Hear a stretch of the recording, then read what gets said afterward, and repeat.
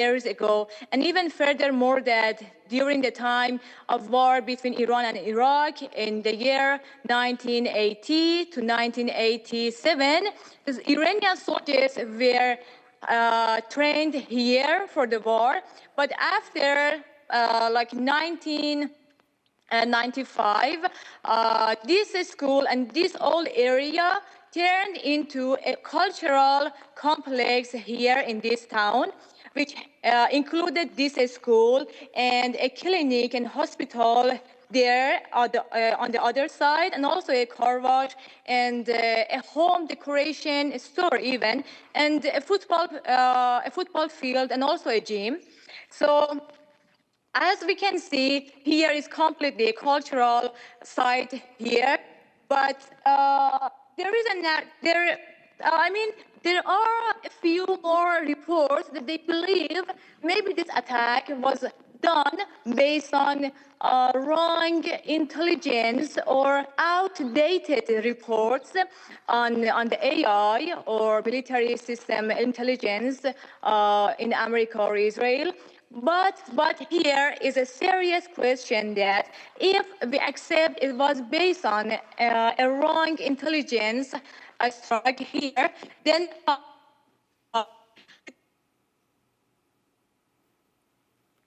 all right, we'll try and connect with Mariam again there, but that's the latest that she's told us about this attack, that there was in fact a military base, let's say about 15 years ago at the site of this attack in which a school was standing right now. So it does look like that there was outdated data with the intelligence team of the US and Israel, which conducted the strikes and thought that there was a military base at this site and instead hit a school in their preemptive strikes. Now, Mariam just told us that in the Iraq war also during the 80s, there was a military base at this site, an IRGC compound, in fact. And now it does look like it could be outdated data, which may have led to the strike on this school in Minab.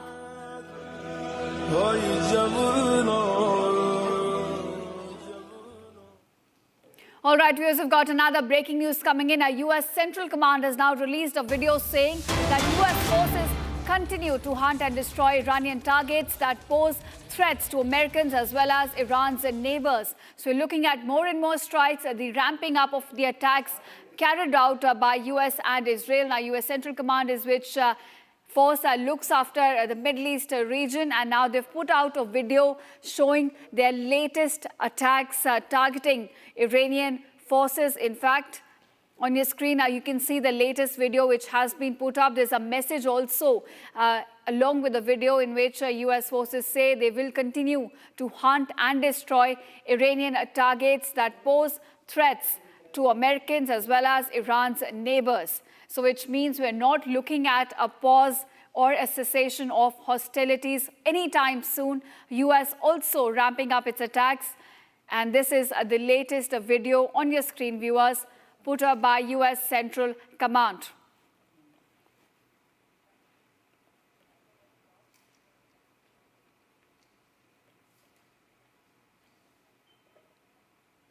All right, viewers, now switching our focus to another conflict that's now emerging between Afghanistan as well as Pakistan. Now we're looking at the strikes which were conducted by Pakistan on a hospital in Kabul, and visuals on your screen show you the aftermath of those attacks. Now these were deadly attacks. They've killed over 400 civilians while injuring over 250. So the death toll is in 3-digit numbers, and these are the exclusive visuals, viewers, we're getting you from Kabul, aftermath of the attack conducted by Pakistan overnight. Now, Republic is the only Indian network which is present inside Afghanistan, reporting on this constant conflict that we're now witnessing between Islamabad as well as Kabul.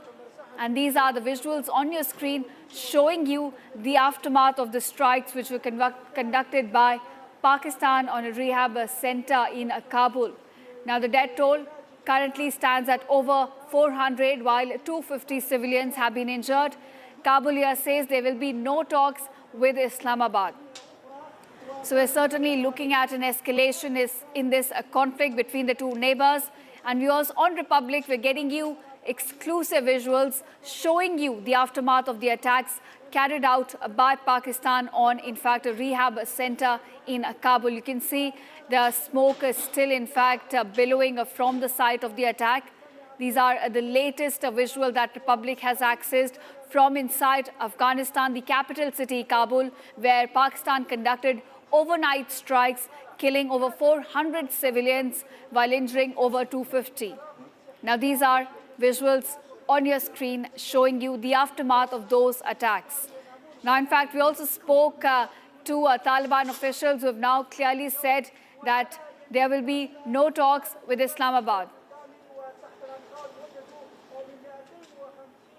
All right, viewers, now the US Embassy in Baghdad has been struck again following a drone incursion. This comes just days before the embassy was attacked by an Iranian missile strike and hit its helipad. Now, viewers, this comes after Iran has also vowed to retaliate following the heavy bombardment that was witnessed on its Kurg island, US claiming it has destroyed most of its infrastructure on Kurg. Now, more on this story in this report. Take a look.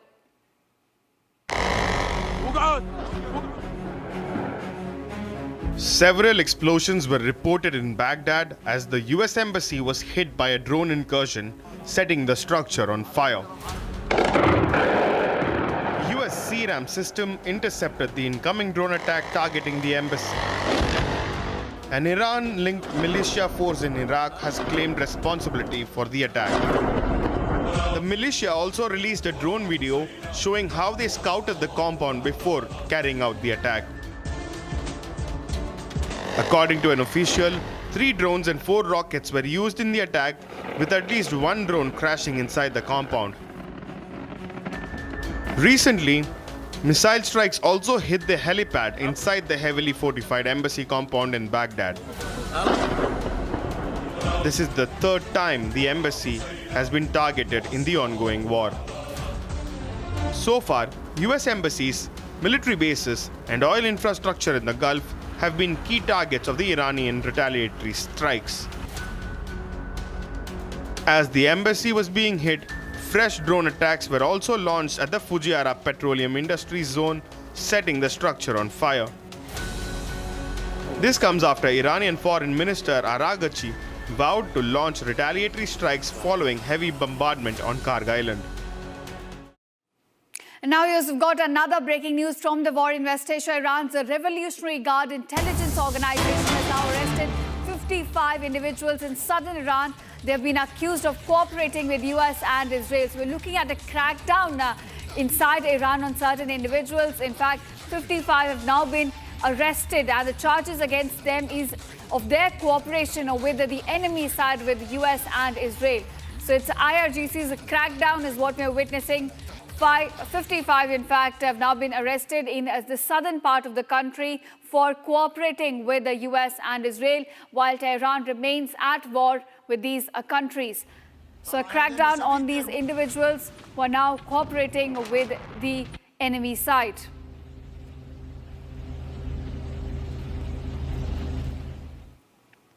And now we are shifting focus in a fresh launch of attacks. Officials in the Emirates of Fujairah have now confirmed that a fire broke out in Fujairah Petroleum Industries Zone. It was caused by a drone attack from the Iranian side. Now, the attack has sparked a fire in an oil tank farmer in which, after it was hit by approximately 23 nautical miles east of Fujairah in the Emirates. Now, Fujairah is emerging as another major site which is being repeatedly targeted in the strikes by Iran. Let's take a look at this latest incident that struck the region.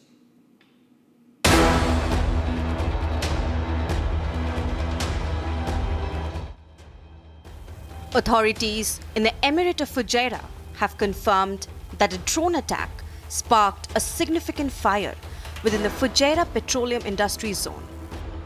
Visuals show the site catching fire, although official statements confirmed that no injuries were reported despite the intensity of the flames. The combined attacks have forced a temporary suspension of oil loading operations and ship-to-ship transfers at Fujairah, which serves as the world's 3rd largest bunkering hub and a critical export point for Murban crude.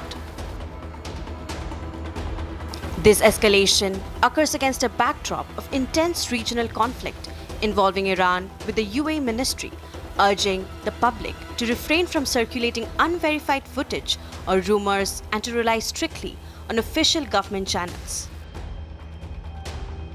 In response to the growing maritime and infrastructure threats, the foreign ministers of the UAE and Saudi Arabia held an emergency call to coordinate a unified diplomatic and security stance against regional destabilization. Leaders from Egypt and Saudi Arabia have reaffirmed their strategic unity and solidarity with the UAE, condemning the targeting of civilian energy infrastructure as a direct threat to global energy security. The targeting of Fujairah is particularly significant as it is the only major Emirati terminal providing a bypass to the Strait of Hormuz, making its operational status a primary concern for international oil markets and global supply chains. Authorities are investigating the matter while urging all vessels operating in the region to transit with caution.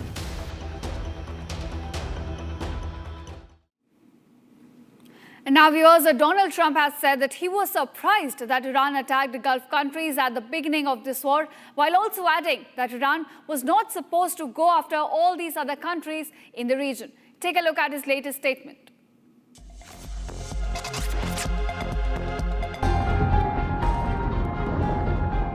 US did not anticipate retaliatory strikes from Iran after the initial strikes by Washington.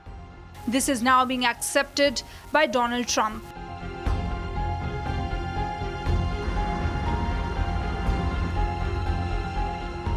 As he says, he was surprised that Iran attacked Gulf countries at the beginning of the war.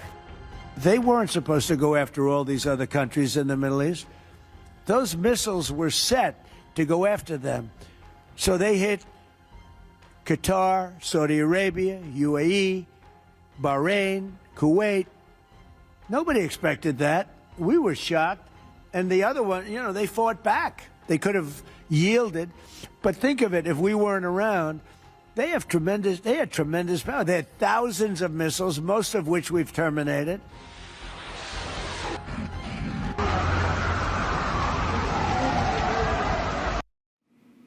And now, viewers, two LPG tankers, Nanda Devi and Shivalik, carrying over 93,000 metric tons of LPG, have already docked in India, while another LPG tanker, Jug Latki, is on the way. Now, these tankers have made their way home through the Strait of Hormuz, bringing a huge wave of energy relief with them. Now, Commerce Minister Piyush Goyal calls this a huge win and relief for India. Here's more on this story. Take a look. 3 Indian tankers have crossed the Strait of Hormuz and 2 of them have already docked in India. Indian vessels Nanda Devi and Shivalik have already docked in India, bringing in 93,000 metric tons of LPG to India. While another Indian oil tanker, Jug Latki, is expected to dock tonight, carrying 81,000 tons of crude oil. On this, Piyush Goyal says that this is a huge victory and relief for India. आखिर आज की इतनी बड़ी दुनिया में जो संकट है, उसमें कोई भी सोच सकता था स्ट्रेट ऑफ हॉर्मुज में शिप्स जा नहीं सकती हैं, फ्रेट 3 गुना हो गया है, इंश्योरेंस मिलता नहीं है। इस सब के बावजूद पिछले महीने फरवरी तक हमारा ट्रेड गुड्स का भी, सर्विसेज तो चलो शिप से नहीं जानी है, सर्विसेज में तो हर महीने बढ़त हो रही है, लेकिन गुड्स भी फरवरी तक फ्लैट है, घटा नहीं है। मार्च में भी लगभग मंथ के एंड तक, पहले हफ्ते में थोड़ी कमजोरी दिखी, दूसरे हफ्ते में पॉजिटिव हो गया और मार्च के एंड तक हम फिर एक बार मेंटेन कर लेंगे भारत का export. The Indian Navy took extreme care of these tankers by escorting them through the war-torn region. While the world struggles to even keep their tankers afloat in the Strait of Hormuz, India comes out victorious while bringing these Indian tankers home safe and sound.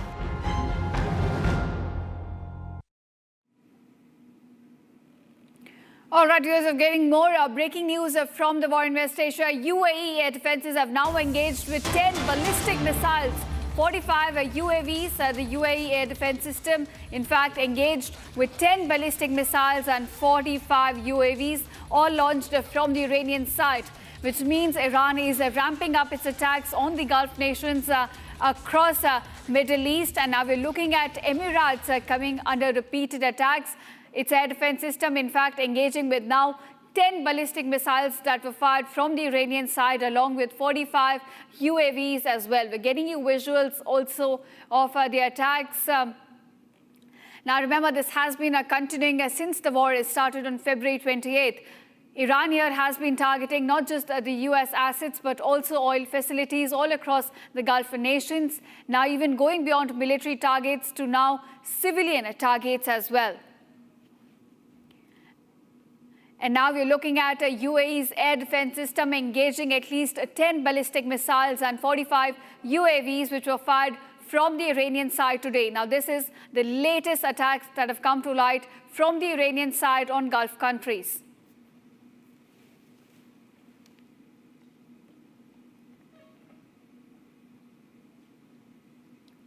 And now we are shifting focus to another conflict that's brewing up between Afghanistan and Islamabad. Now, at least 400 civilians have been killed in the latest airstrikes conducted by Pakistan on a rehab center in the capital city of Afghanistan.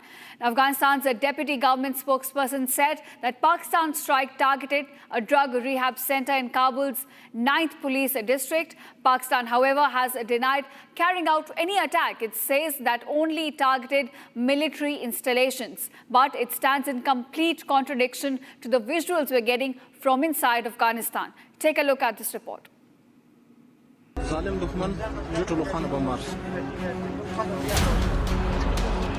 A bombardment in Kabul on the night of the 16th of March resulted in the death of over 400 people. The casualties were all civilians. Moreover, they were patients at a drug rehabilitation facility. Afghanistan has stated that Pakistan was responsible for the bombing that destroyed a rehabilitation center, killing 400 people and injuring 250 others. Take a look at these visuals of emergency teams trying to rescue people from the rubble.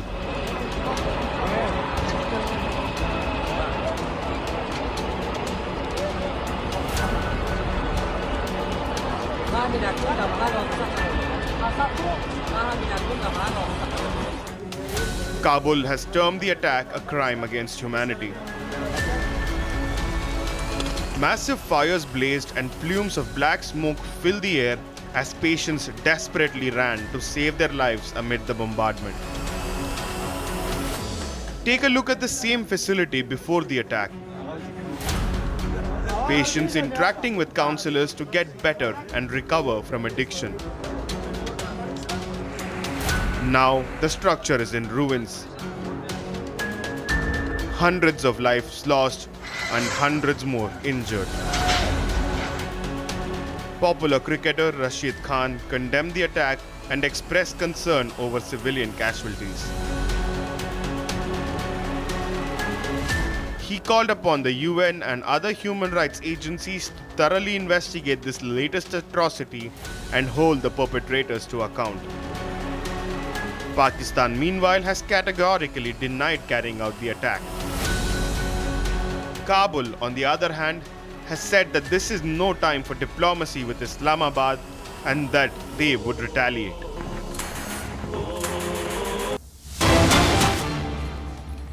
All right, viewers, we're getting some live visuals from Kabul. This is where the strikes were conducted by Pakistan, and these are the aftermath. The visuals showing you the damage which was caused at the site of the attack. In fact, inside the capital city of Afghanistan, these are some live visuals that we're getting you from the conflict between Islamabad and Kabul. Now, there were strikes conducted by Pakistan on a rehab center, which killed over 400 civilians and injured over 250. And these are the visuals on your screen showing you the aftermath of those strikes. The building, as you can see, has been reduced to rubble. Barely any structure standing at the site of the attack right now.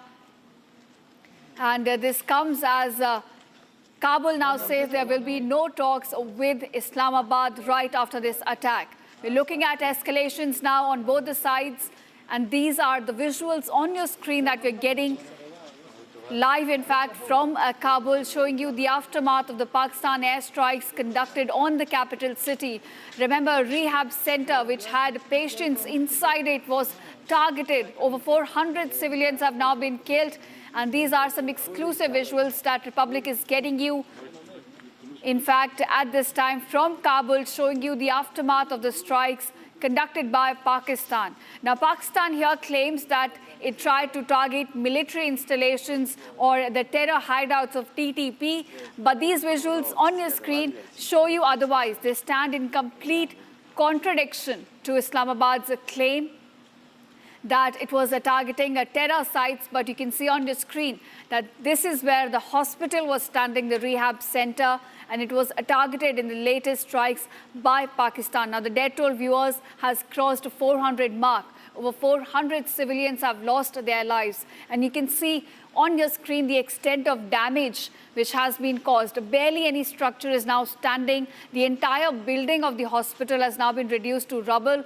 And this comes right after the attack which was carried out by Islamabad, saying that it's targeting terror hideouts. But instead, a hospital was targeted and civilians have been killed in this attack.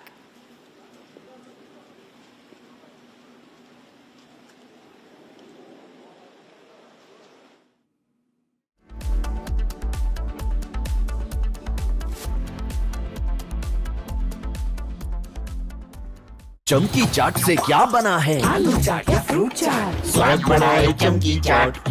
क्या बात है? स्वादिष्ट पकोड़े और फरसान, अरे चमकी चाट है इसकी जान। असली स्वाद सिर्फ चमकी चाट। केसरिया से मन जोगी हुआ रे, दिल झूमे देखो मतवारा हुआ रे। केसरिया से मन जोगी हुआ। हर पल मनाओ केसरी त्योहार, विमल बोलो जुबान केसरी। थोड़े में ज्यादा स्वाद, यही तो है इसकी खास बात। वाओ मामा, क्या स्वाद है? अरे मेरे राजा, राजा और प्योर मसाला।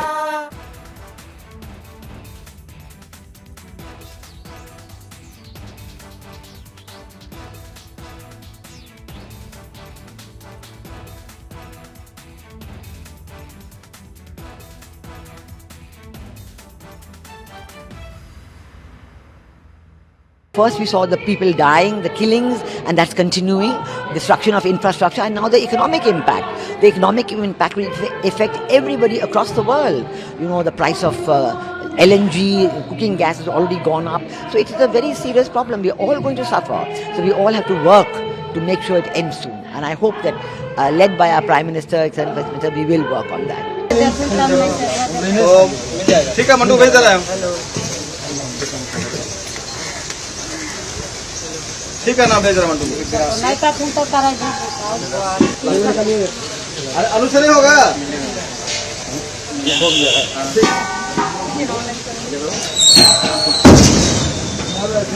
तुम तो कमाल किया नीचे, अब तुम गाड़ी में पूर्ण वाला, चलो गोटे का गाड़ी मारता है।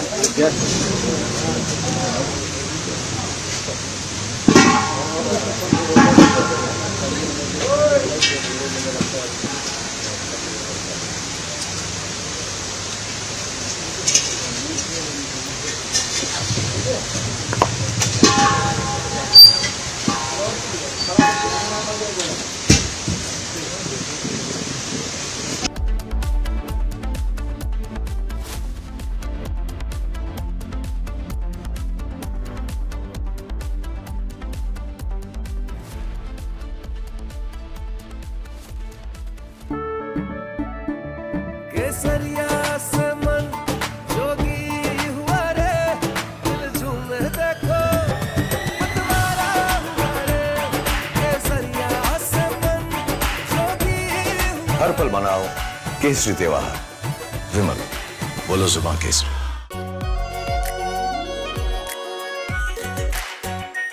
Are pure shahi paneer masala, delicious, healthy. every day. First we saw the people dying, the killings, and that's continuing, destruction of infrastructure, and now the economic impact. The economic impact will affect everybody across the world. You know, the price of LNG, cooking gas has already gone up. So it is a very serious problem. We're all going to suffer. So we all have to work to make sure it ends soon. And I hope that, led by our Prime Minister, etc., we will work on that. ठीक है mandu भेज दे रहे हैं ठीक है ना भेज रहे मंडू अरे आलू से नहीं होगा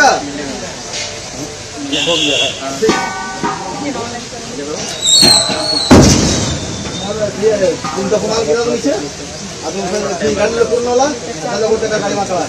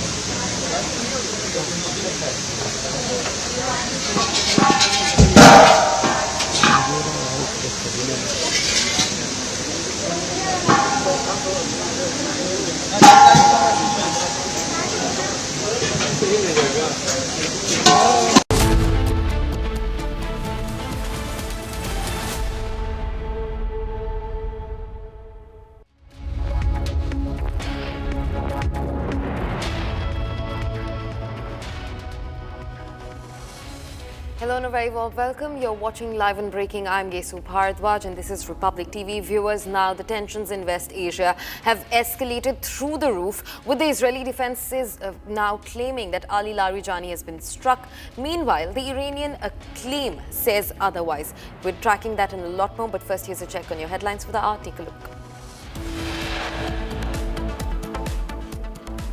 Taliban spokesperson speaks exclusively with Republic on the hospital attack in Kabul that killed 400, terms it a crime against humanity. Republic reports from ground zero of the attack on a Kabul hospital. The Afghan government has termed the attack a slaughterhouse of dreams.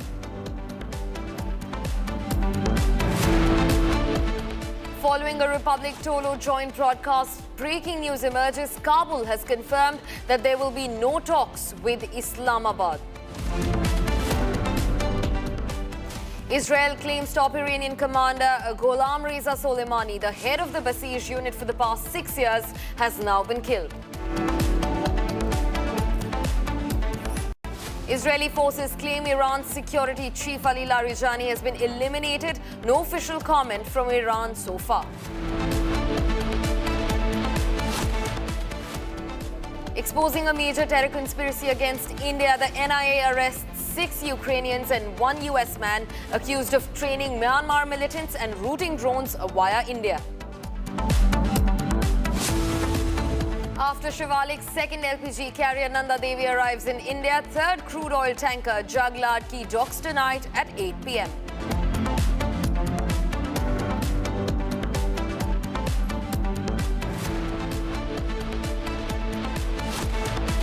Now shifting focus, the US Central Command, their military has released another video where they've said that the US forces will continue to hunt and destroy Iranian targets that pose threat to Americans and Iran's neighbors. That's the latest. This is a satellite visual, a video that has been released by the US's Central Command of chain of their military, where they say that US forces will continue to batter Iranian targets that belong to the Iranian regime and that pose threat to not just Americans but also the Gulf at large and every neighbor that has been struck by the Iranian missiles and drones. This is the latest that we're getting in now. Remember, this comes after Iran also released a statement saying that Mojtaba Khamenei, the newly elected supreme leader, is not going to come to talks not going to come to the table for negotiation or dialogue with the United States. He in fact said that the war with the United States will go on and this is not the correct time for peace.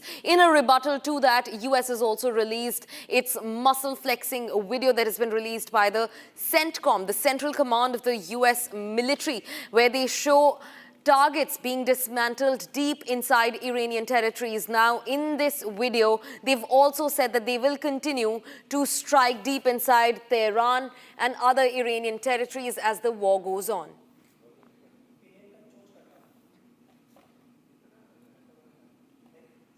Viewers, now there is no doubt about the fact that oil infrastructure, civilian and energy infrastructure remain in the middle of this war. Now, in a fresh launch of attacks, authorities in the Emirate of Fujairah have confirmed that a fire broke out in the Fujairah petroleum industry zone and that was caused by a drone strike. Now, remember, the Fujairah port, one of the key ports for UAE and also a contender when it comes to the Strait of Hormuz, has been struck at least thrice by Iranian strikes. Again, a reminder that energy and global supply remains at the center of this war. The attack has sparked a fire in an oil tank farm and it appears that it's been hit approximately 23 nautical miles east of the Fujairah port in the United Arab Emirates. Take a look at this.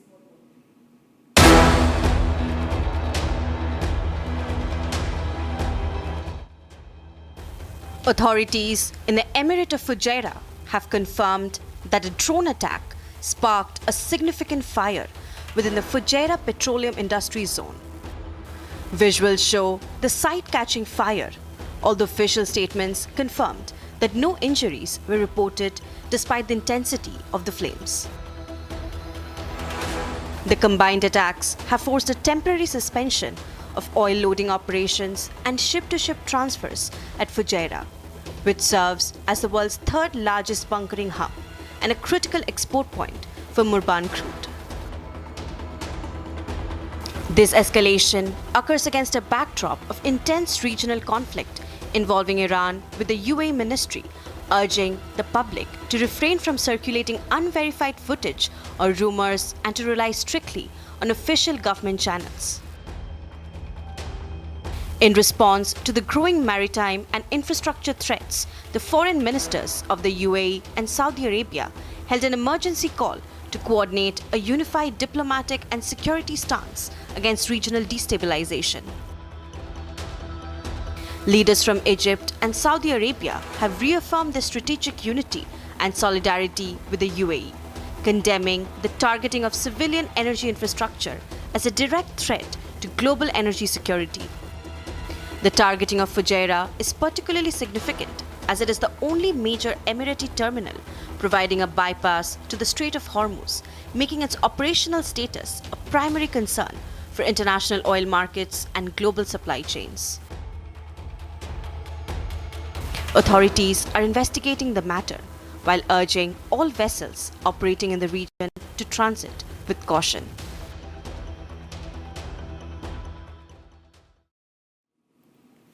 Viewers, as tensions continue to rise in West Asia on one hand, Pakistan and Afghanistan have been warring for what is now its third week. Now, over 400 civilians were killed by an airstrike in Kabul after Pakistan launched an airstrike on the night of 16th of March. The Afghanistan deputy government spokesperson has said that Pakistani strikes targeted a drug rehabilitation center deep inside Kabul's 9th police district. In fact, Pakistan has denied all claims of carrying out attacks against civilians and their infrastructure, stating that they had only targeted military installations. More details in the report that comes forward.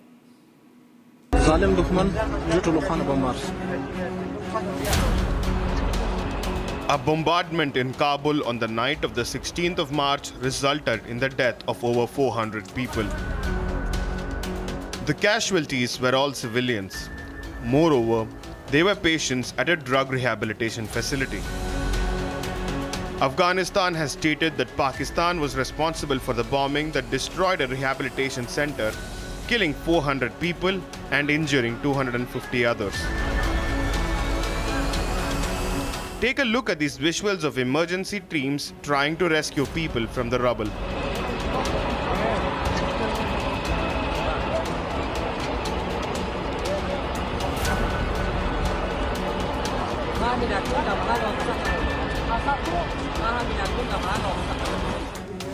Kabul has termed the attack a crime against humanity.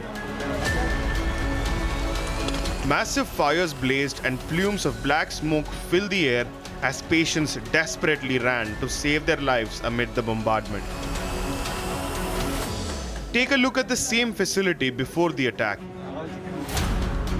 Patients interacting with counselors to get better and recover from addiction. Now the structure is in ruins. Hundreds of lives lost and hundreds more injured. Popular cricketer Rashid Khan condemned the attack and expressed concern over civilian casualties. He called upon the UN and other human rights agencies to thoroughly investigate this latest atrocity and hold the perpetrators to account. Pakistan, meanwhile, has categorically denied carrying out the attack. Kabul, on the other hand, has said that this is no time for diplomacy with Islamabad and that they would retaliate. Viewers, we all looked at the dastardly strikes that were rained down on Afghanistan's heart inside Kabul. Now, new visuals also show the aftermath of the Pakistani strikes on the very Kabul hospital that was struck. Now, remember, Pakistan struck Afghanistan late last night, and now the Afghanistan's Taliban government claims that at least 400 civilians have been killed. Look at the visuals on your screens. These are the aftermath of the dastardly strikes that were rained down upon Afghanistan's civilians last night by the Pakistani military. A swarm of drones that struck various residences, hospitals, even a rehabilitation center deep inside Afghan's territories. Now look at the entire building that has been reduced to rubbles and dust. The building has fallen down. You can see people going through the debris, frisking, looking for any people who might have been injured or killed. Now remember, the Afghan Taliban government, in an exclusive conversation with Republic, has called these strikes a crime against humanity. 400 civilians have been killed in just one night of strikes. Now remember, the tensions between Pakistan and Afghanistan now in their third week, and now Islamabad has started targeting civilian infrastructure inside Afghanistan. Look at the residences, completely charred and completely broken down, reduced to rubble.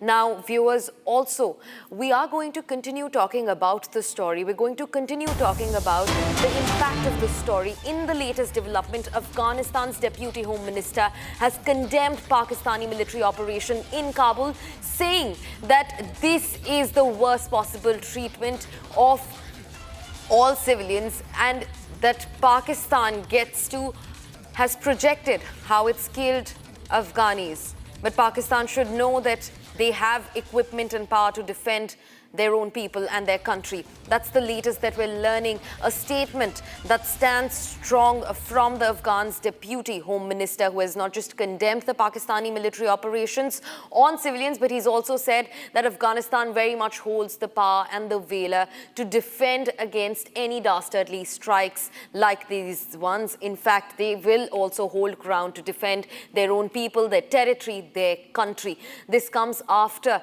the Afghan government also said that over 400 were killed in what came out as strikes last evening from Pakistan. Now, our reporter Hashmat from inside Kabul brings you this exclusive report showing you the scale of damage and the human cost behind the war.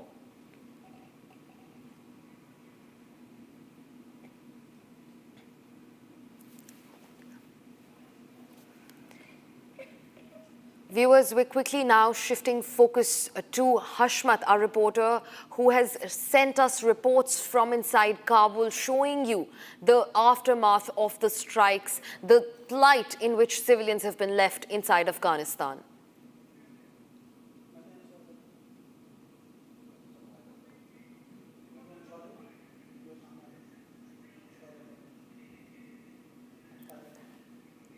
Yeah. Hashmat, in fact, joins us live on the broadcast. Now, remember, viewers, Hashmat is getting us a direct look into what's happening inside Kabul to civilians inside Afghanistan. Hashmat, what has changed from last night? You know, complete hospital building reduced to rubble, over 400 killed. What is it looking like right now? And first condemnation from the side of Afghan government has come in recently. Hashmat. Good evening to all.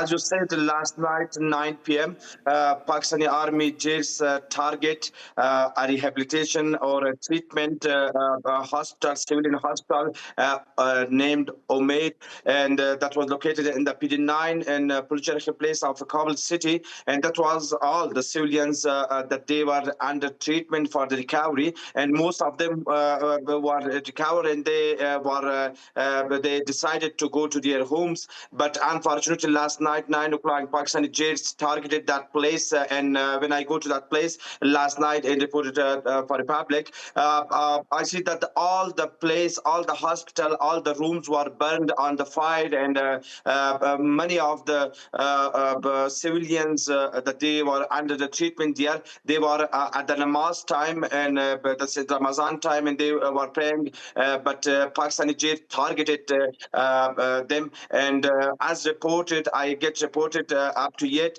more than 400 civilians killed and more than 250 are injured. And many of them are admitted in Wazir Muhammad Akbar Khan, Sheikh Zayed, and Kabul Emergency Hospital. As I speak to Afghanistan Interior Deputy Minister Muhammad Nabi Umari, that you shared the video, he said to the media and the public that Pakistan get the project to destroy Afghanistan and they want to target civilians. That's not the first time, but several times from the 1 month that they target civilians, mosques, schools, and hospitals. And they said that we have equipment, weapons that we stand against Pakistan, and we will try, and we will also. Zabiullah Mujahid, Islamic Emirat spokesperson, told to me that we did not go on the way of diplomatic because of this, that Pakistan don't want a diplomatic way, and because of this we are standing against them, and we will be react really badly and hardly in a few hours. Right, Hashmat. In fact, also speak to us about the fact that Afghanistan has not just rejected negotiation after this dastardly strike on their civilians, but they have also increased manpower. They've increased military presence along the borders with Pakistan. What do you think is going to be the next step of the war that's going forward? Third week in and no end in sight. Hashmat. Yeah, as I speak with Islamic officials, they say that we want to be defense our soil, defense our country, defense Afghans. Because of this is our job. In the Duran line, from the more than 50 days, there is a clash between Afghan Taliban and Pakistani armies. But this is true, and we have like reported from the several places that more than 400 or 500 Pakistani army are killed in the last operations that they are planned by Taliban. And also many drones attack on Islamabad, Kohat, Peshawar, and Waziristan, and they targeted many army bases in the Pakistan. Because of this, Pakistan can't stand in front of, or they can't defend the operation of Taliban. Because of this, they are targeting civilian people in Kabul and Nangarhar. In the last 24 hours, Pakistan army also targeted some places in Nangarhar province and also in the Duran line. And several before days, Pakistani army just targeted civilian schools, mosques, hospitals. Now, in last night in Kabul, they said that the Pakistan Information Ministry said that we target like Taliban or any bases. But we said all the international media, included Republics. I shared the videos with Republic. I'm reporting for Republic. We saw that was just civilians people. Today, when I go to Wazir Akbar Khan, when I went to Wazir Akbar Khan hospital, the dozens of Afghans, women, families, can't know about their relatives and they check the laces that they are in the killed laces or in the injured laces. But that's not the thing that we Pakistan they are trying. Afghan civilians say that they are trying to say that we targeted bases in Kabul. There was no bases. There was a rehabilitation or treatment hospital that all belong to civilians. Right, Hashmat. Thanks very much for speaking to Republic. In fact, we wish you and all the Afghani civilians safety in these precarious times. Now, viewers, shifting focus, take a look at all the reports that have been filed by my colleague Hashmat, who was live with us just moments ago. He's also given us details, a visual look through into what is happening inside Afghanistan that shows you the scale of destruction and the cost behind the war. Take a look. After the last night airstrike on Umaid Hospital, that was a civilian hospital, up to 5-6 hours, the emergency teams were trying to get the bodies. But as I know, and asked for Republics, they said maybe some of our bodies like on that place, they're trying to get the bodies. And also this place in this building that I'm standing here for Republic, this is all like emergency I can see in you in the videos. This is just emergency department that all people that they are standing here, they asking about the relatives, all the civilians. This is we have see the board that this Wazir Muhammad Khan emergency department.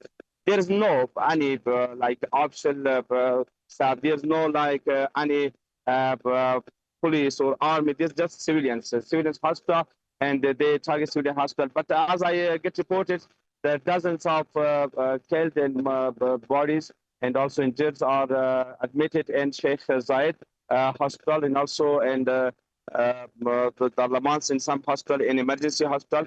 This is emergency department. They did it.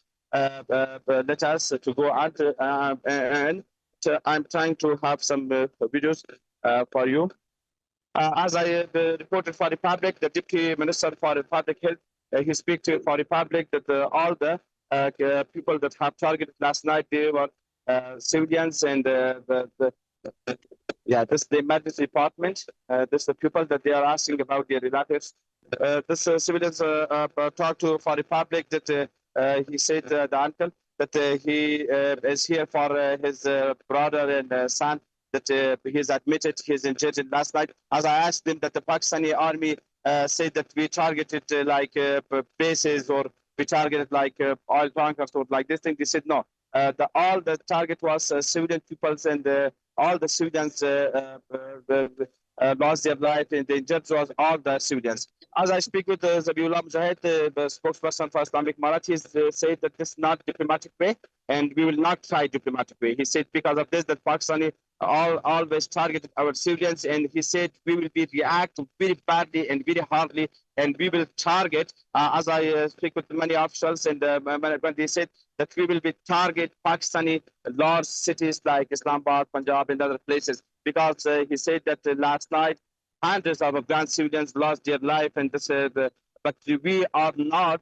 Also, one person that I have speak with him, he also said to me that he suggests from Pakistani civilians that stand against your army, your corrupt government, your Shahbaz Sharif corrupt government, Asim Munir corrupt general. They suggest from the Pakistan civilians that stands with Afghans, and they said that Pakistani army are destroying every place. They are bombing civilians in many places.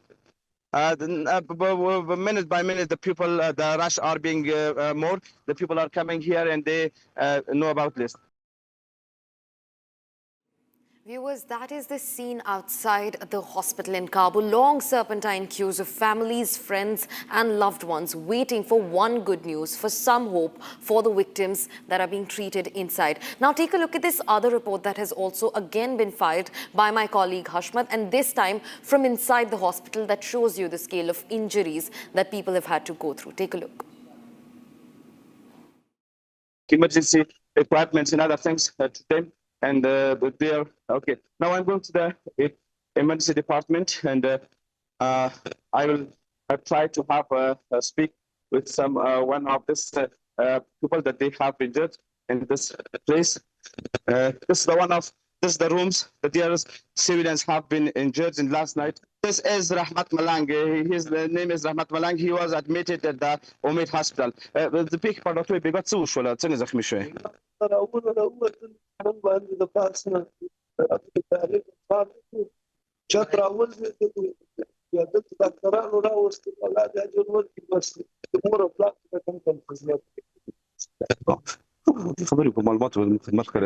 Yes, his name is Rahmat. He said that I was admitted at the Umaid Hospital. We are all civilians, and when the jets come and they targeted the hospital, he lost, that doesn't have his friends in this place. This other doctors that he is here for that. I speak with the doctors. He is responsible for this department. He said that dozens of injured that last night they are trying to have medicine and like this is other rooms. That's the injured people that you look and he is Lihaz. His name is Lihaz. He is also injured of the last night attacks. The Pakistani army yet attack on the Umaid civilian hospital. We can see here some others injured that I think that he is. Many of the injured, they are in so bad position. You see in the pictures, Wazir Mamata Banerjee Bhabanipur Hospital Emergency Department. That this they are civilians. This doctors are sharing with us. The doctors here, doctors responsible for this department. He said that we try to موضوع صحبات متوني فقط المشاور بس شخص okay he didn't you can see this pictures. I'm trying to. This Wazir Mamata Banerjee Bhabanipur Hospital. Dozens of injured, but they all are civilians. There were no checkposts, there were no military bases, nothing. The jets came and landed the bombs on the civilians' places, and the civilian places that they are killed. It's more than 500, and hundreds are injured. And this is one of them. He said that he is electricity engineer in the Umaid Hospital. He is also civilians. He said that we were on the work, and we hearing some firing. That the Taliban were firing to the on the jets, but they said the jets landed many bombs on this hospital, and I hardly injured like in his hands, foot, and other place. And he said that all the hospital was burned, and the hundreds of civilians were killed. Viewers, that's all that we could fit in this edition of the News Bulletin. But don't go anywhere. News and updates continue on the other side, where we bring you a story exposing a major terror conspiracy against India. The NIA has now arrested 6 Ukrainians and 1 US man accused of training Myanmar militia. Getting you all the details on that big story right after this short break. Stay tuned to Republic TV.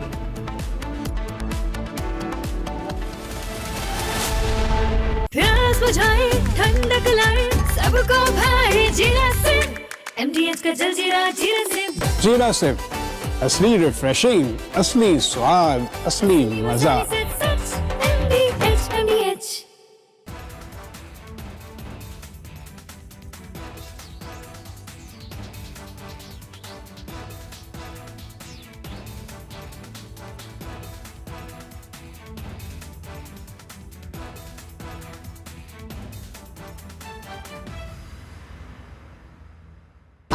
Pure सूजी pasta उबालो मिलाओ और खाओ 8 minute में तैयार क्या taste है सबका राजा hardcore masala First we saw the people dying, the killings, and that's continuing, destruction of infrastructure, and now the economic impact.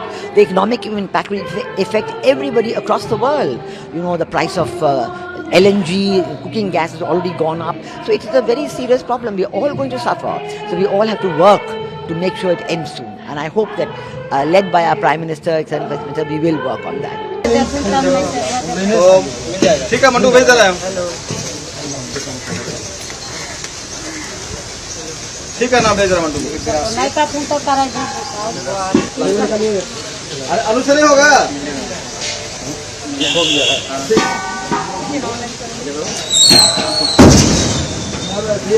उनका कमाल गिरा नीचे अजून गाडीला पूर्ण होला त्याला कुठे का गाडी मागवा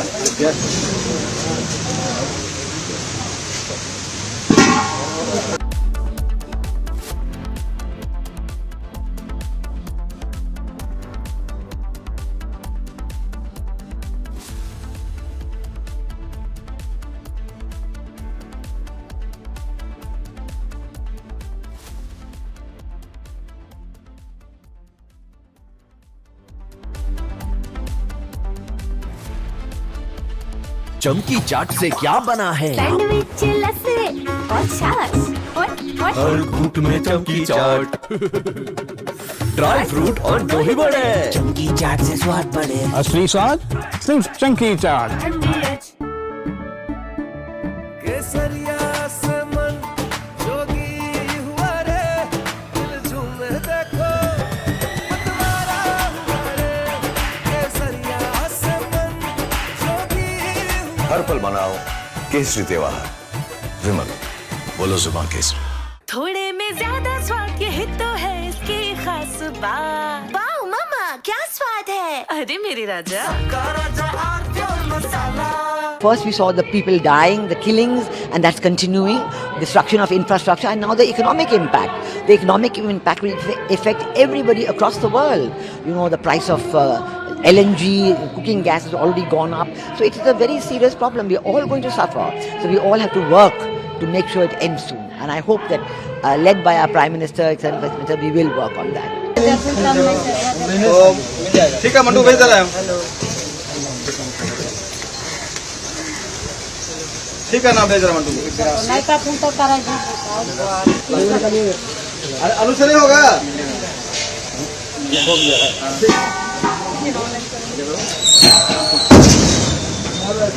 तुमचा कुणाल केला नीचे अजून गाडीला पूर्ण होला त्याला कुठे का गाडी मागवा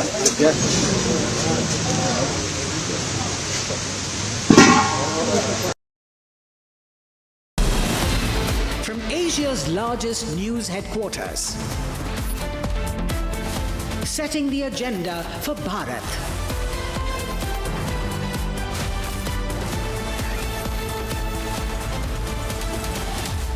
You're watching Republic.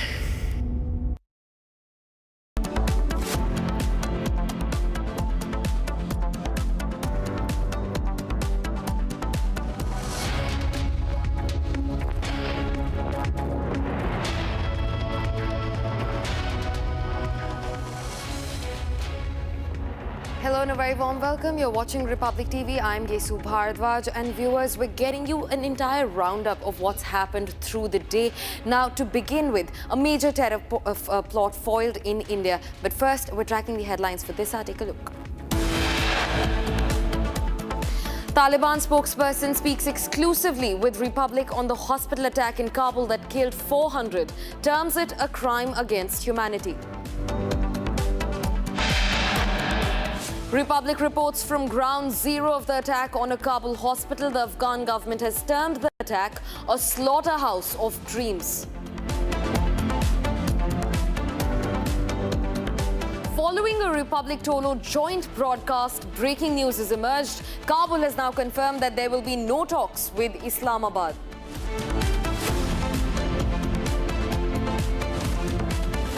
Israel claims top Iranian commander Ghulam Reza Soleimani, the head of the Basij unit for the past 6 years, has now been killed. Israeli forces claim Iran's security chief Ali Larijani has been eliminated. No official comment from Iran so far. Exposing a major terror conspiracy against India, the NIA arrests 6 Ukrainians and 1 US man accused of training Myanmar militia and routining drones via India. After Shivalik, second LPG carrier Nanda Devi arrives in India. Third crude oil tanker Jaglad Key docks tonight at 8 p.m.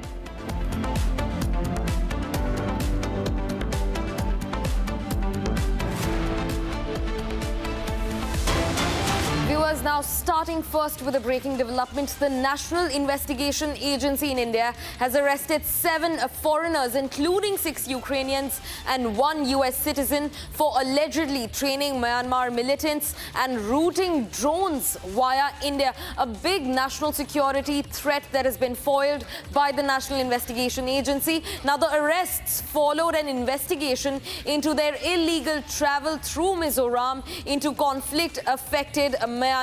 Now remember, the accused were arrested at different airports across Lucknow, Delhi and Kolkata and have been charged under the UAPA.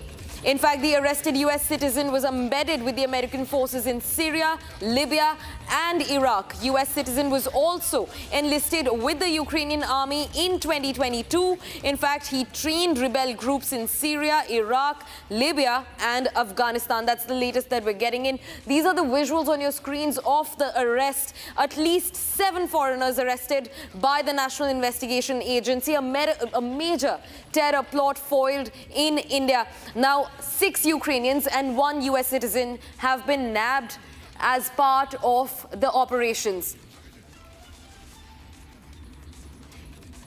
In fact, I'm being joined by 2 of my colleagues, Shambhavi and Linthoi, to get us more details into the matter. Shambhavi, coming to you first, speak to us about the arrests that have been made. 6 Ukrainians, 1 US citizen arrested by the NIA. Shambhavi.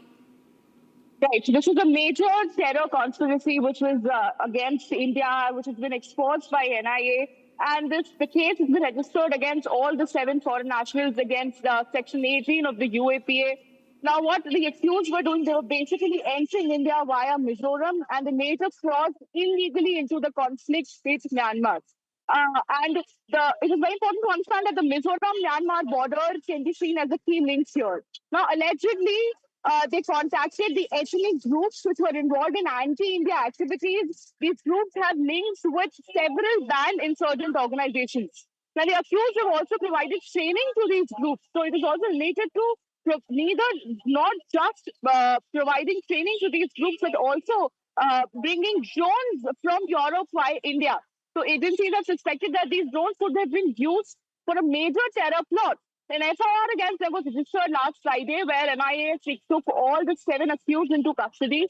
And interrogation is, of course, aimed at uncovering the full network and their associates. What was their route that they took before they came to India?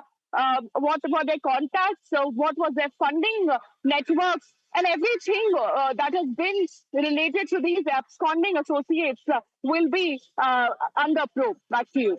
Right, Shambhavi, thanks for getting us those details. In fact, quickly also being joined by my colleague Linthoi, who joins us from Imphal. Linthoi, speak to us about the details of the matter. Shambhavi just spoke to us about the people who've been arrested. What is the government's response so far? Any new statement that we're learning of? Linthoi. Yeah, absolutely. This is a very serious development, and it has direct implications with the Northeast, especially in Manipur. However, the state government or the authority concerns in Manipur did not react anything to it as of now.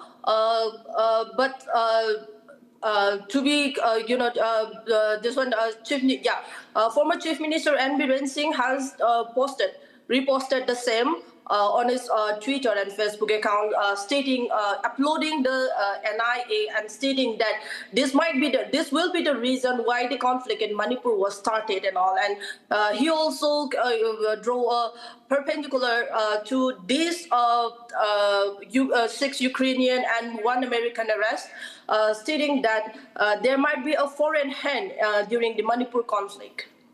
Back to you. Right, Linthoi, thanks for getting us those details. Quickly also taking a dip with Shambhavi, who continues to join us on the broadcast. Shambhavi, we heard about what's happening inside Manipur and the direct repercussions that this terror plot could have had on Manipur. In fact, viewers, we're being joined by Lieutenant General Shokeen Chauhan to get us more updates into the matter. Lieutenant General, thanks very much for speaking to Republic. Your first reaction, a major terror plot foiled in India just when Manipur has started to become a little more turbulent than before. Tensions have erupted once again. 7 foreign nationals have been arrested. Your first reaction? My reaction is actually, it's surprising that someone would want to interfere in this process right now. Obviously, these are trained mercenaries. They've been brought here for a purpose to create mayhem in our country. And I feel that we need to be very careful because in troubled waters, people will create more trouble. We need to sort out our own internal situations so that we do not have to go through these, mercenaries who are trying to create more problems inside India. As far as their processes are concerned, as far as what they're doing, these are serious issues. Training insurgent groups operating inside India or operating inside Myanmar in drone warfare, in bringing in illegal drones into the country.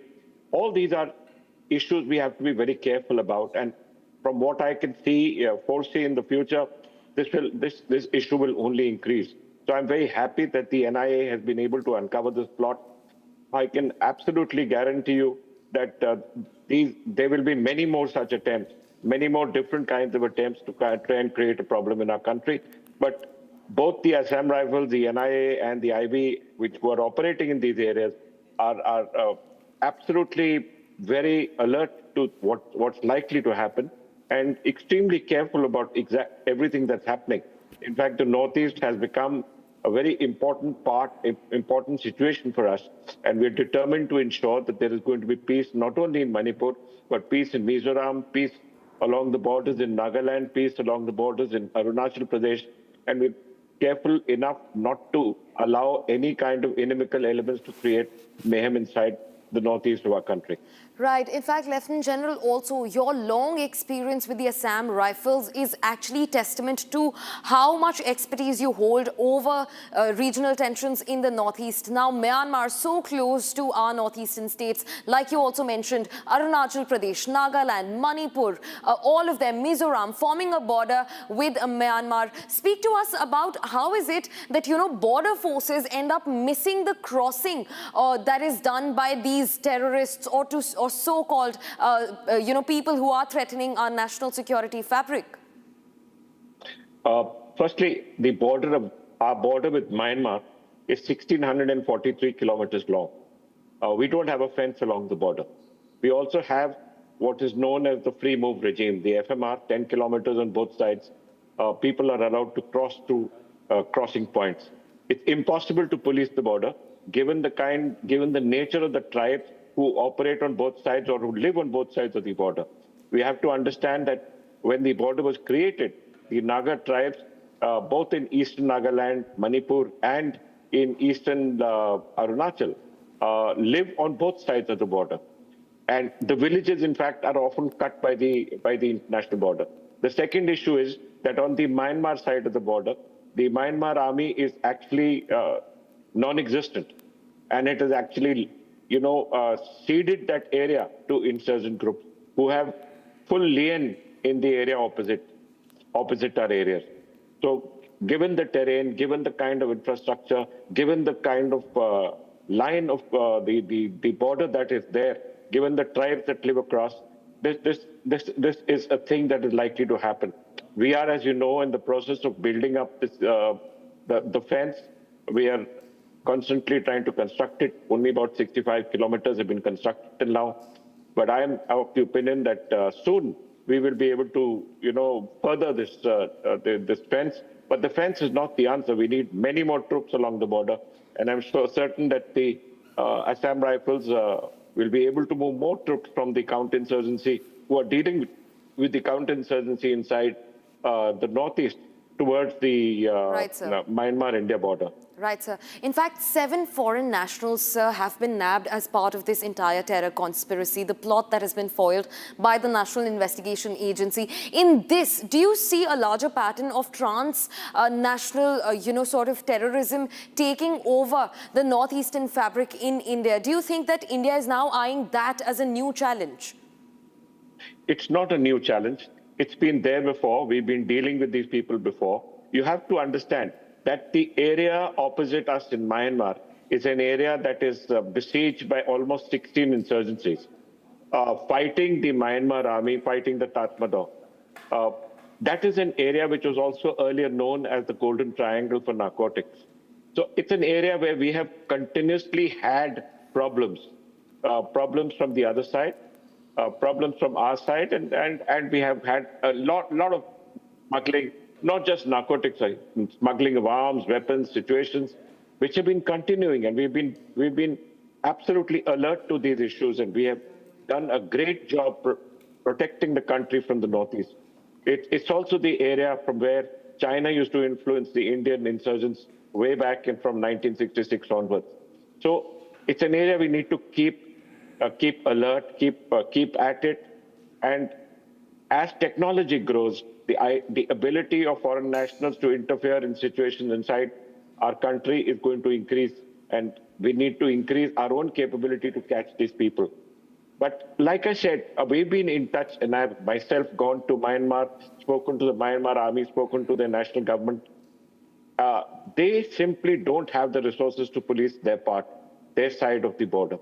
And as a result, the Assam Rifles has to do double the job as well as fight the insurgency inside the northeast. So these are both the issues. We need to increase the force levels of the Assam Rifles. We need to increase our own capabilities. We need to bring in greater technical capabilities.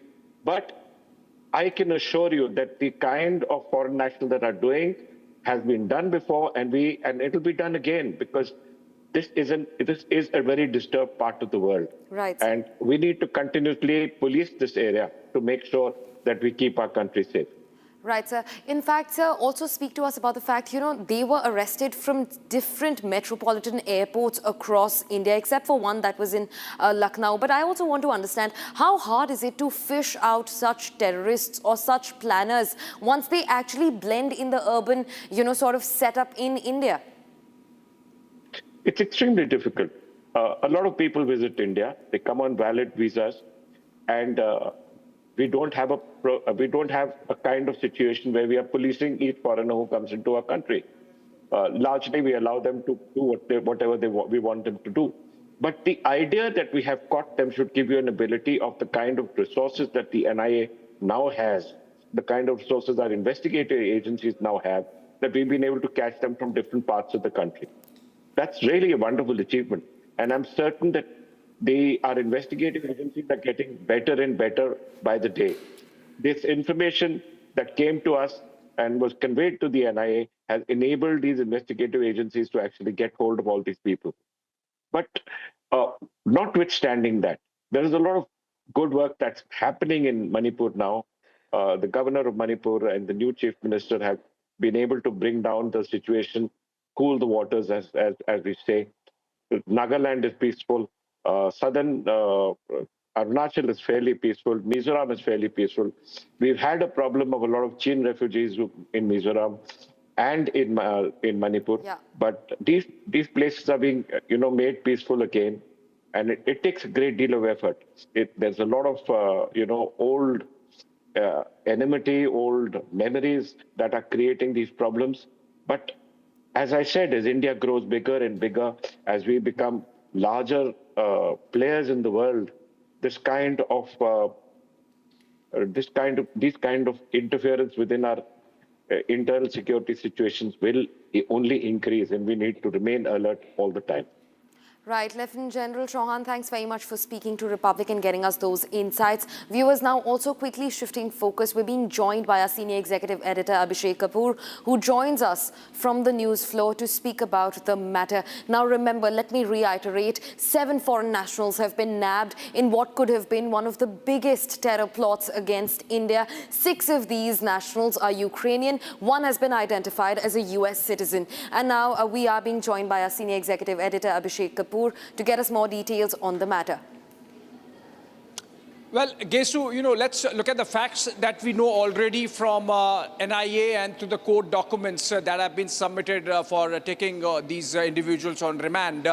14 Ukrainians along with 1 American, so 15 people came to Guwahati in Assam, crossed over to Mizoram, from Mizoram crossed over to Myanmar, and they were involved with what's called ethnic groups, ethnic armed groups, and these are essentially insurgents, many of whom are active in India against the Indian state. So these individuals were involved in military activities with Myanmar-based insurgent groups, and they were involved militarily.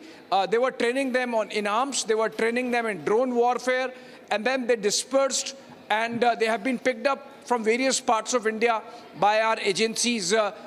6 have been arrested, 6 Ukrainians and 1 American. So where are the 8 other Ukrainians? So that's one point which we have to think of, about which we have to think even as agencies carry on their work.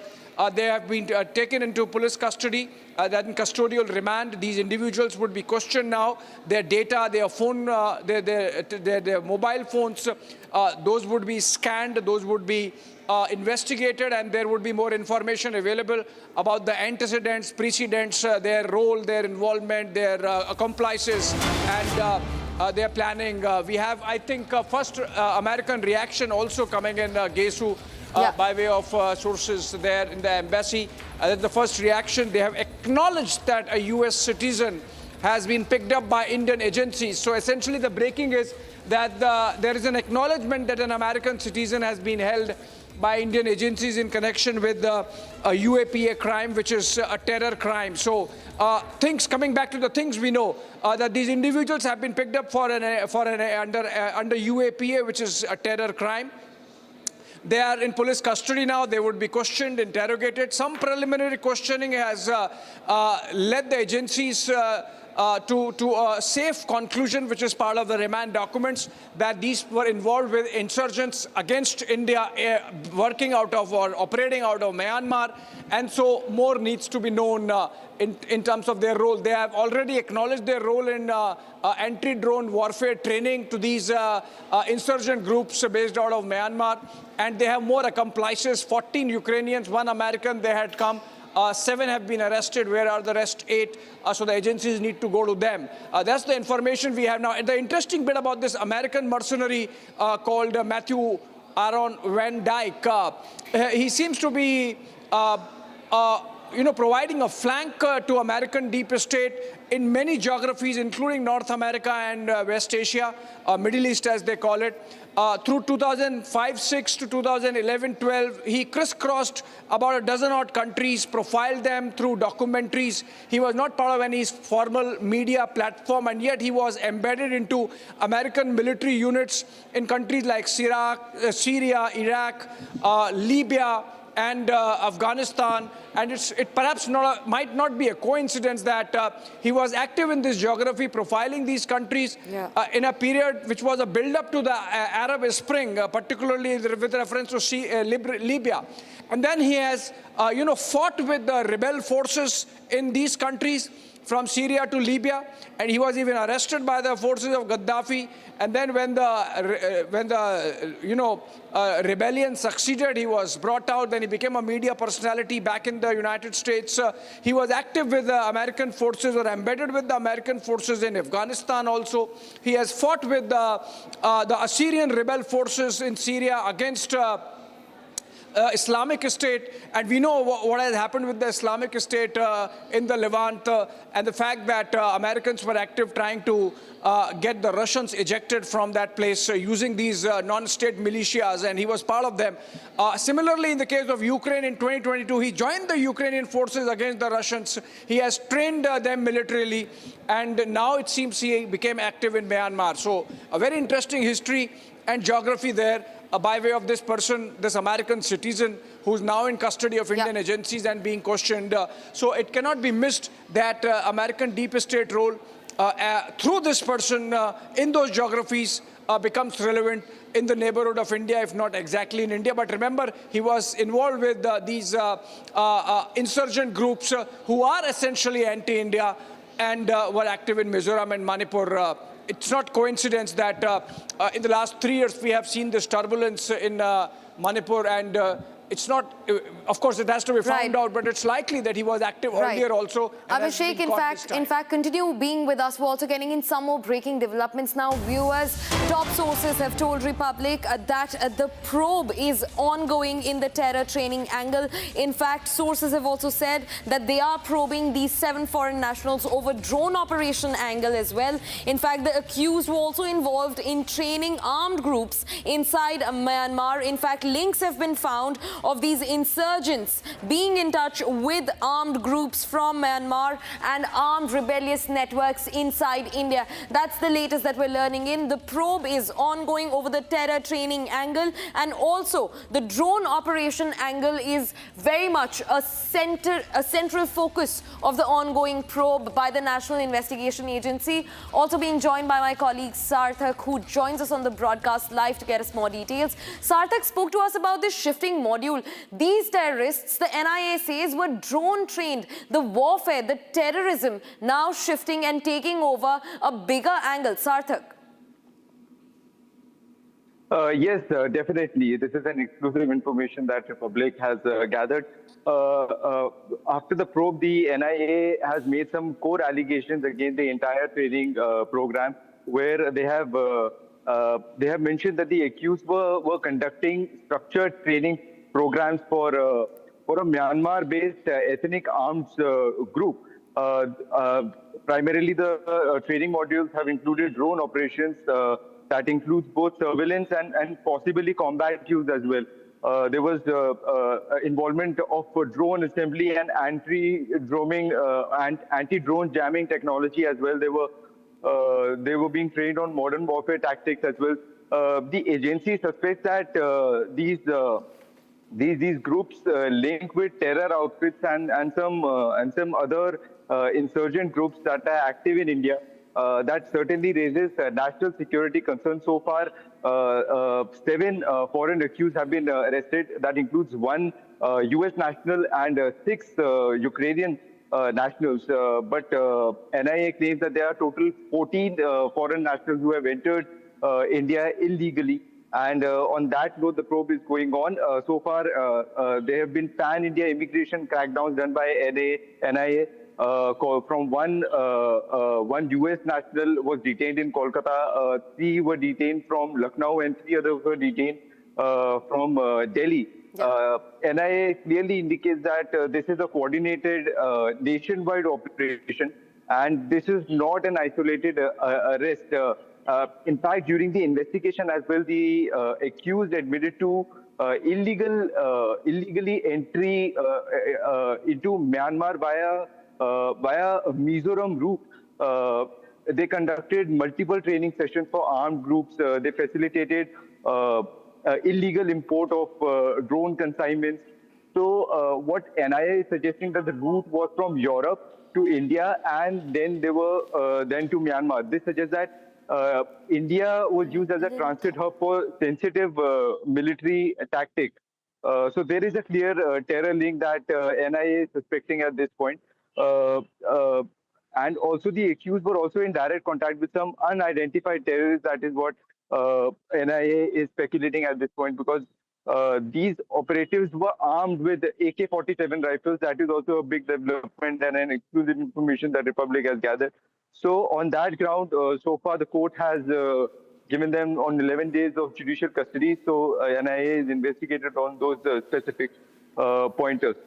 Right, Sarthak. In fact, continue being with us. Linthoi also joins us from Imphal. We will continue the conversation right after this short commercial break. Viewers, don't go anywhere. One of the biggest possible terror plots now foiled by the National Investigation Agency. At least 7 foreign nationals, 6 Ukrainians and 1 US citizen nabbed by the NIA from different airports across Delhi, Lucknow and Kolkata. We're getting you all the details on this right after this short break. Stay tuned. थोड़े में ज्यादा स्वाद ये तो है इसकी खास बात। वाओ मामा क्या स्वाद है? अरे मेरे राजा। In the India Today Best Universities Survey, India's #1 ranked universities in various streams are JNU Delhi, Amity University, AIIMS Delhi, IIT Delhi and National Law School Bengaluru. चमकी चाट से क्या बना है? आलू चाट या फ्रूट चाट, स्वाद बनाए चमकी चाट। क्या बात है? स्वादिष्ट पकोड़े और परेशान, अरे चंकी चाट है इसकी जान। असली स्वाद सिर्फ चंकी चाट। केसरिया से मन जोगी हुआ रे, दिल झूमे देखो मतवारा हुआ रे। केसरिया से मन जोगी हुआ। हर पल मनाओ केसरी त्योहार। विमल, बोलो जुबान Kesari.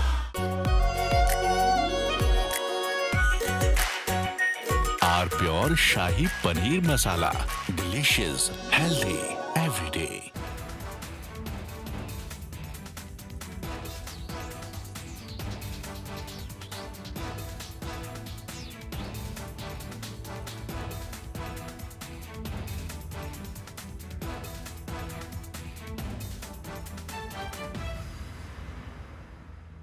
First we saw the people dying, the killings, and that's continuing, destruction of infrastructure, and now the economic impact. The economic impact will affect everybody across the world. You know, the price of LNG, cooking gas has already gone up. So it is a very serious problem. We are all going to suffer. So we all have to work to make sure it ends soon. And I hope that, led by our Prime Minister, etc., we will work on that. ठीक है mandu भेज दे रहा है। ठीक है ना भेज रहा मंडू। आलू से नहीं होगा।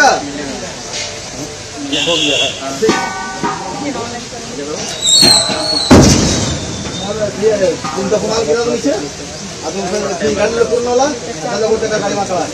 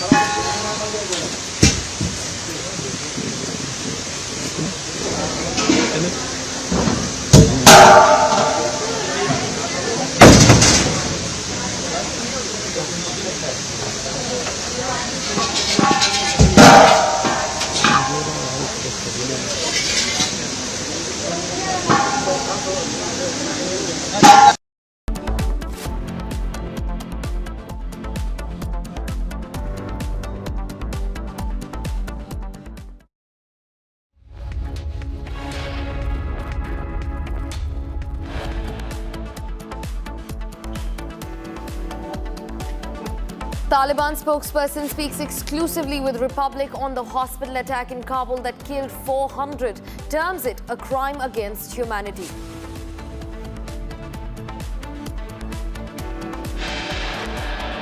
Republic reports from ground zero of the attack on a Kabul hospital. The Afghan government has termed the attack a slaughterhouse of dreams.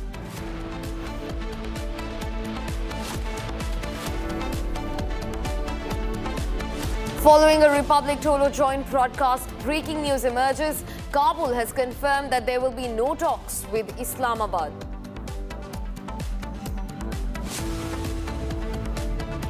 Israel claims top Iranian commander Gholam Reza Soleimani, the head of the Basij unit for the past 6 years, has now been killed.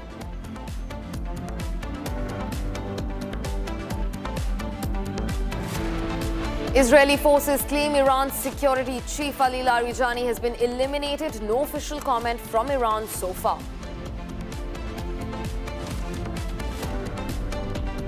Exposing a major terror conspiracy against India, the NIA arrests 6 Ukrainians and 1 US man accused of training Myanmar militia and routing drones via India.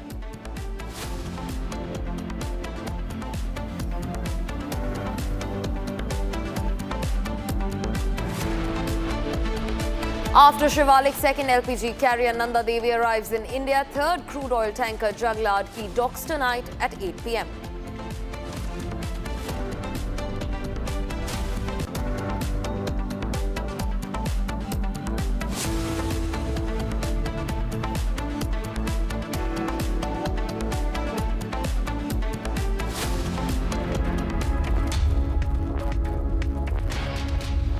Viewers, Now, when innocents are caught between a bloody war between two militaries, states and its leaders, who is going to hold them accountable? Now, a UN inquiry has started investigating a fatal strike on a primary school on the first day of US-Israeli attacks on Iran. The attack on the Shajara Taiba school consisted of 2 missile strikes in quick succession that killed 168 school children, all girls. Now, Iranian officials said in Geneva on Monday that US military investigators believe it is likely that US forces were responsible but have not yet reached a final conclusion or even completed their investigation. The Pentagon has since elevated the probe. That's what the US has been saying. Now remember, a Tomahawk missile marked by the United States struck the school in Minab, an elementary girls' school with girls over 7 to 12 years of age studying inside the school when the roof collapsed because of the strikes, jolts, and after that at least 160 plus people were killed in the strike. Now remember, these are the visuals of the helpless, hopeless mothers holding pictures of their children, still asking for justice. And US's answer each time is that investigation is on. In fact, take a look at this report straight from Minab. Trump, this is a very clear and undeniable evidence of your genocidal attack on this girls' elementary school in the Minab city. Stop playing innocent and don't think people of the world are stupid. We as journalists and documentary filmmakers are here to document the evidence of your genocidal attacks here on this girls' and boys' elementary school in Minab city. So the whole world would see the all genocide you committed here. Trump, this is a very clear and undeniable evidence of your genocidal attack on this girls' elementary school in the Minab city. Stop playing innocent and don't think people of the world are stupid. We as journalists and documentary filmmakers are here to document the evidence of your genocidal attacks here on this girls' and boys' elementary school in Minab city. So the whole world would see the all genocide you committed here. Now, viewers, in a fresh launch of attacks, authorities in the emirate inside Fujairah have confirmed that a fire broke out in the Fujairah Petroleum Industries zone caused by a drone strike. Now, remember, the Fujairah port in UAE has been struck at least thrice by Iranian forces. Now, the attack sparked a fire in an oil tank inside, now far from after it was hit approximately 23 nautical miles east of Fujairah in the United Arab Emirates. Take a look at this.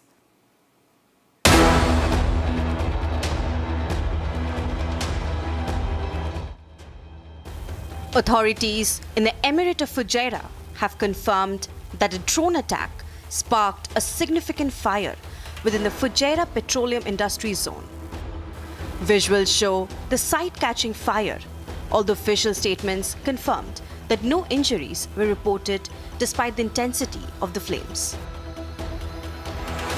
The combined attacks have forced a temporary suspension of oil loading operations and ship-to-ship transfers at Fujairah, which serves as the world's third largest bunkering hub and a critical export point for Murban crude. This escalation occurs against a backdrop of intense regional conflict involving Iran, with the UAE ministry urging the public to refrain from circulating unverified footage or rumors and to rely strictly on official government channels. In response to the growing maritime and infrastructure threats, the foreign ministers of the UAE and Saudi Arabia held an emergency call to coordinate a unified diplomatic and security stance against regional destabilization. Leaders from Egypt and Saudi Arabia have reaffirmed their strategic unity and solidarity with the UAE, condemning the targeting of civilian energy infrastructure as a direct threat to global energy security. The targeting of Fujairah is particularly significant as it is the only major Emirati terminal providing a bypass to the Strait of Hormuz, making its operational status a primary concern for international oil markets and global supply chains. Authorities are investigating the matter while urging all vessels operating in the region to transit with caution.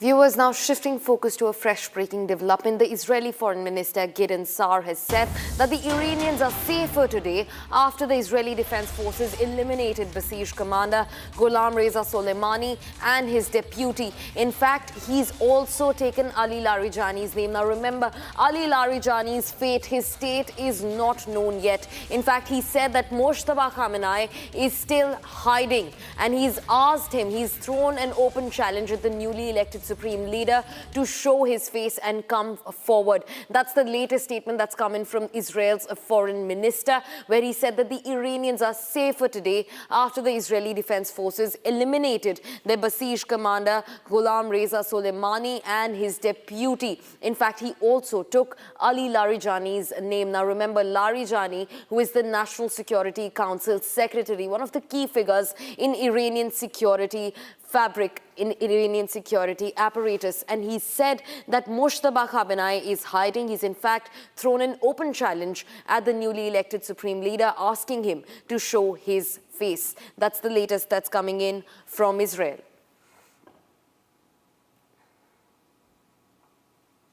Viewers, now as tensions continue to escalate on one side of the West Asia war, Pakistan and Afghanistan on the other side have entered what looks like third week of constant warring. Now, over 400 civilians were killed by airstrikes inside Kabul after Pakistan launched swarms of drones on the night of March 16th. Now, Afghanistan's deputy government spokesperson said that the Pakistani strikes even targeted a drug rehabilitation center in Kabul's 9th police district. Pakistan, however, on the other side, has denied carrying out any attacks against civilian infrastructure. They've stated that they only targeted military installations inside Kabul. More details in the report that follows. Take a look.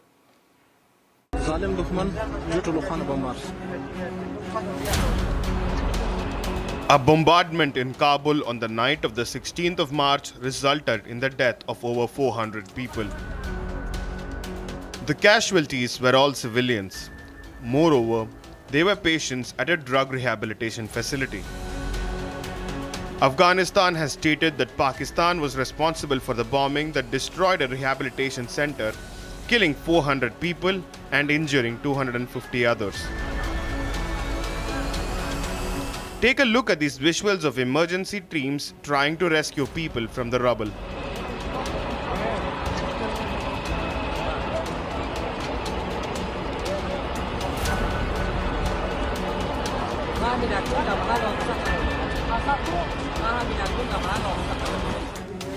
Kabul has termed the attack a crime against humanity. Massive fires blazed and plumes of black smoke filled the air as patients desperately ran to save their lives amid the bombardment. Take a look at the same facility before the attack. Patients interacting with counselors to get better and recover from addiction. Now the structure is in ruins. Hundreds of lives lost and hundreds more injured. Popular cricketer Rashid Khan condemned the attack and expressed concern over civilian casualties. He called upon the UN and other human rights agencies to thoroughly investigate this latest atrocity and hold the perpetrators to account. Pakistan, meanwhile, has categorically denied carrying out the attack. Kabul, on the other hand, has said that this is no time for diplomacy with Islamabad and that they would retaliate. Viewers, now in a good news for India. India's LPG lifeline seems like it's on track. 2 LPG tankers, Nanda Devi and Shivalik, carrying over 93,000 tons of LPG together have already docked in India, while another LPG tanker, Jagladki, is on its way. Now, these tankers have made their way home through the contentious Strait of Hormuz, bringing a huge wave of energy relief with them. Now, Commerce Minister Piyush Goyal calls this as a huge win and relief for India. Here's more on the story. 3 Indian tankers have crossed the Strait of Hormuz and 2 of them have already docked in India. Indian vessels Nanda Devi and Shivalik have already docked in India, bringing in 93,000 metric tons of LPG to India. While another Indian oil tanker, Jug Larki, is expected to dock tonight carrying 81,000 tons of crude oil. On this, Piyush Goyal says that this is a huge victory and relief for India. आखिर आज की इतनी बड़ी दुनिया में जो संकट है, उसमें कोई भी सोच सकता था स्ट्रेट ऑफ हॉर्मुज में शिप्स जा नहीं सकती हैं, फ्रेट 3 गुना हो गया है, इंश्योरेंस मिलता नहीं है। इस सब के बावजूद पिछले महीने फरवरी तक हमारा ट्रेड गुड्स का भी, सर्विसेज तो चलो शिप से नहीं जानी है, सर्विसेज में तो हर महीने बढ़त हो रही है, लेकिन गुड्स भी फरवरी तक फ्लैट है, घटा नहीं है। मार्च में भी लगभग मंथ के एंड तक पहले हफ्ते में थोड़ी कमजोरी दिखी, दूसरे हफ्ते में पॉजिटिव हो गया और मार्च के एंड तक हम फिर एक बार मेंटेन कर लेंगे भारत का export. The Indian Navy took extreme care of these tankers by escorting them through the war-torn region. While the world struggles to even keep their tankers afloat in the Strait of Hormuz, India comes out victorious while bringing these Indian tankers home safe and sound. Now quickly shifting focus to a breaking development. Ukraine has now lodged protest over the National Investigation Agency's arrests and has sought immediate release of its 6 nationals. Ukraine has said that there are no established facts to prove that the Ukrainian citizens were engaged in unlawful activities in the territories inside India or Myanmar. Now also, this comes as the probe. The National Investigation Agency continues its probe and the facts are yet to come out. However, Ukraine has now lodged a preemptive protest over these arrests, seeking immediate release of its 6 nationals. Also being joined by my colleague Sarthak, live from Delhi to get us more updates. Sarthak, you know, on one hand, the US responded saying that they know that one of their citizens has been nabbed. The Ukraine, on the other hand, is campaigning against any wrongdoing from the side of 6 of its citizens who are embroiled in the terror conspiracy that the NIA has nabbed. Sarthak. Yes, the latest that we're getting on this is that Ukraine has officially objected to the arrest. They are seeking immediate release of its 6 nationals. What we know of at this point, Ukraine's position is very clear that they claim that there is, as such, no established facts that show that Ukrainians were engaged in any unlawful activities in India or in Myanmar. They imply that these arrests may be premature, and on that ground, this should be stopped because there are some unsupported. These arrests are unsupported by evidences because they lack evidences at this point, and NIA should not be arresting these 6 Ukrainian nationals at this point. But what the core allegations that have been made by NIA during the entire probe is that these accused were conducting some form of pre-planned training for a Myanmar-based ethnic armed group. These trainings specifically included drone operations that also included tactical use of these drones. These drones were being assembled and there was jamming technology also involved. So in a way, there was complete modern warfare techniques that were being incorporated in the entire training. Agencies at this point suspect a big link between these groups and some insurgent or terror networks that could possibly impact India. So far, 7 foreign nationals have been arrested, including 1 US national and 6 other Ukrainian nationals. And what NIA suspects that there are total 14 foreign nationals that have entered India illegally. So far, 7 have been arrested. 1 US national was detained from Kolkata airport. 3 Ukrainian were detained from Lucknow airport, and 3 other Ukrainians were detained from Delhi airport. This clearly indicates that there was some form of coordinated Right, multi-city Sarthak, in fact, intelligence we're also operation that- joined by Linthoi, who joins us live from Imphal. Now, quickly coming to you, Linthoi, speak to us about the fact that, you know, NIA has given us some grounds over which these arrests were made. However, Ukraine says that there were no reasons, no established facts that prove that these arrests should have been made in the first place. Unlawful crossing over from the Mizoram to the Myanmar border being just one of them. Drones being passed from the Indian borders, brought from Europe, passed through India, being the second reason. Speak to us about the details of the matter, Linthoi. Absolutely. Even though Ukraine has protested about the arrest made by the NIA, I think we have to, believe in the investigation as of now, because the Myanmar link in this case is very important. Since Manipur shares a long and porous border with Myanmar. Not only Manipur, Nagaland and Mizoram too has also shares a very long and porous border with Myanmar, which has often, been a concern of security agencies due to cross-border movement and insurgent activity. This is also one of the national security threat.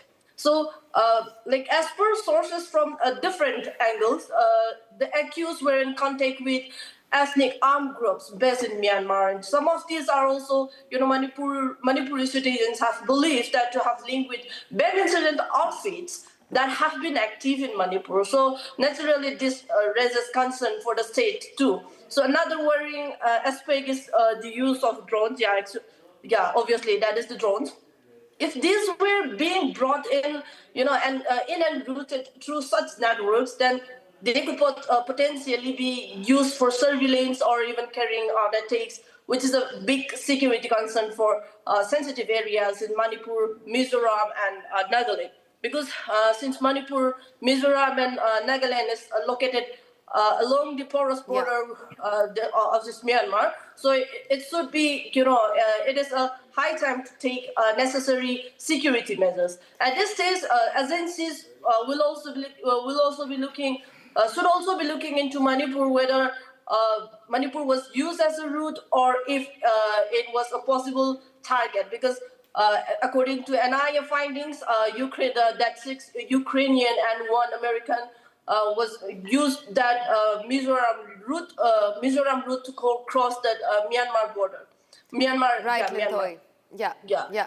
Right, Linthoi, thanks very much for joining us on the broadcast. Thanks, Sarthak, for being with us. In fact, viewers, now quickly shifting focus.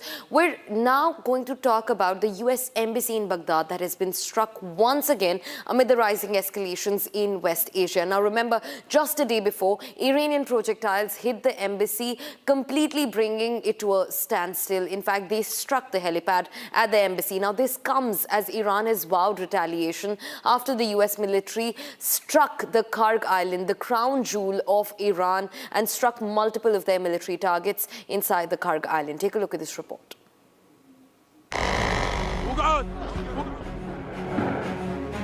Several explosions were reported in Baghdad as the US Embassy was hit by a drone incursion, setting the structure on fire.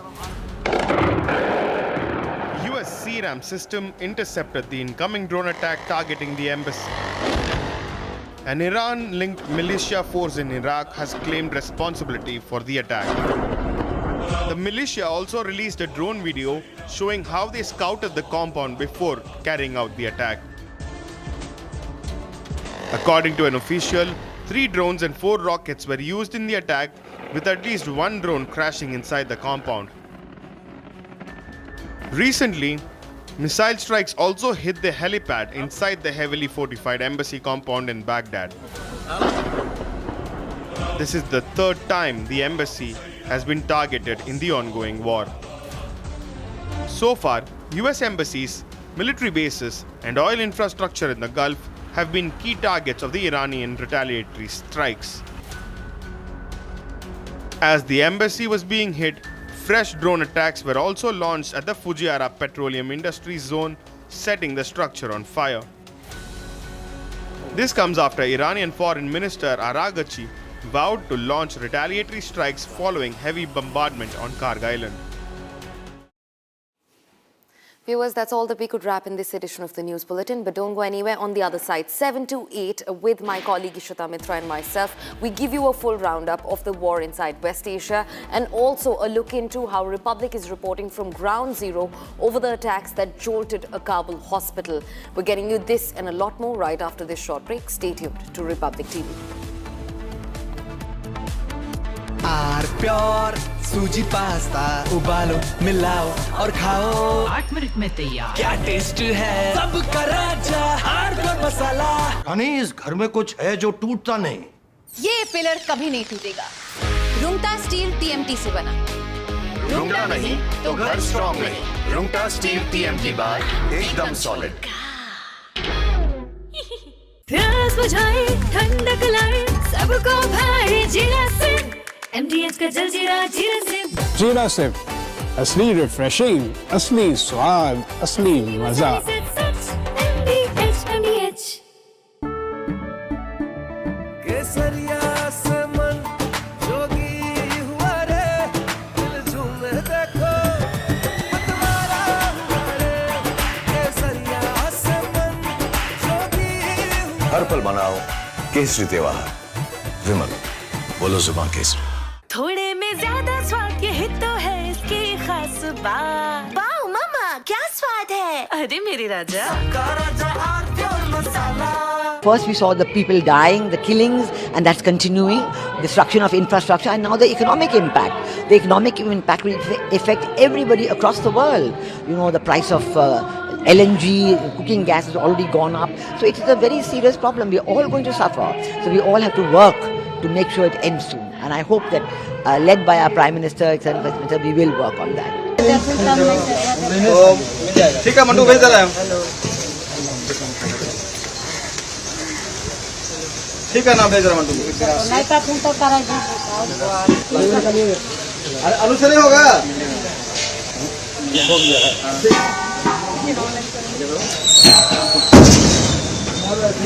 तुमचा कुणाला केला तुम्ही? अजून गाडीला पूर्ण होला? त्याला कुठे का गाडी मागवा?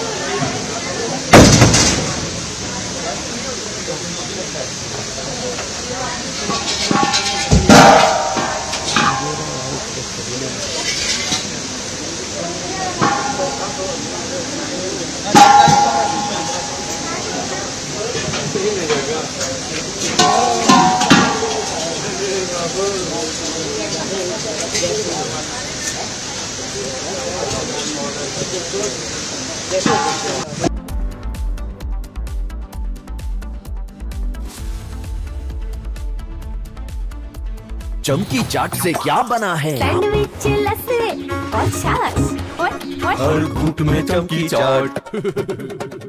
ड्राई फ्रूट और दही बड़े। चमकी चाट से स्वाद बढ़े। असली स्वाद सिर्फ चमकी चाट। In the India Today Best Universities Survey, India's #1 ranked universities in various streams are JNU Delhi, Amity University, AIMS Delhi, IIT Delhi, and National Law School Bengaluru.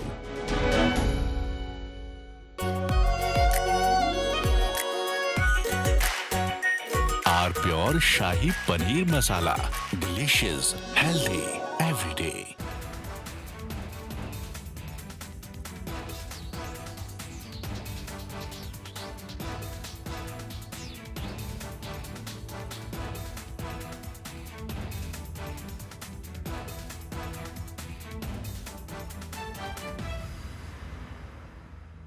चमकी चाट से क्या बना है? सैंडविच लस्सी और छाछ हर घूंट में चमकी चाट। अब बताओ स्वाद आया? असली स्वाद सिर्फ चमकी चाट। First we saw the people dying, the killings, and that's continuing, destruction of infrastructure, and now the economic impact. The economic impact will affect everybody across the world. You know, the price of LNG, cooking gas has already gone up. So it is a very serious problem. We're all going to suffer. So we all have to work to make sure it ends soon. And I hope that, led by our Prime Minister, etc., we will work on that. ठीक है mandu भेज दे रहे हैं ठीक है ना भेज रहे मंडू अरे आलू से नहीं होगा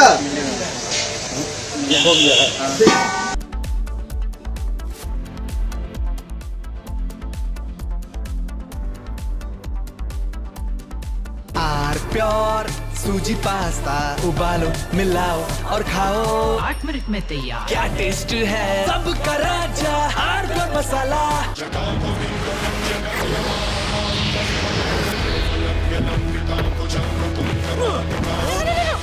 मेरी चिमनी टूट जाएगी व्हाट आर यू डूइंग रानी इस घर में कुछ है जो टूटता नहीं ये पिलर कभी नहीं टूटेगा रुंगटा स्टील टीएमटी से बना रुंगटा नहीं तो घर स्ट्रॉन्ग नहीं रुंगटा स्टील टीएमटी बार एकदम सॉलिड प्यास बुझाए ठंडक लाए सबको भाई जीरा से एमडीएच का जलजीरा जीरा से जीरा से असली रिफ्रेशिंग, असली स्वाद, असली मजा। एमडीएच केसरिया से मन जोगी हुआ रे दिल झूमे देखो मतवारा हुआ रे केसरिया से मन जोगी हुआ हर पल मनाओ केसरी त्योहार विमल बोलो जुबान केसरी थोड़े में ज्यादा स्वाद यही तो है इसकी खास बात वाओ मामा क्या स्वाद है अरे मेरे राजा First we saw the people dying, the killings, and that's continuing, destruction of infrastructure, and now the economic impact. The economic impact will affect everybody across the world. You know, the price of LNG, cooking gas has already gone up. So it is a very serious problem. We're all going to suffer.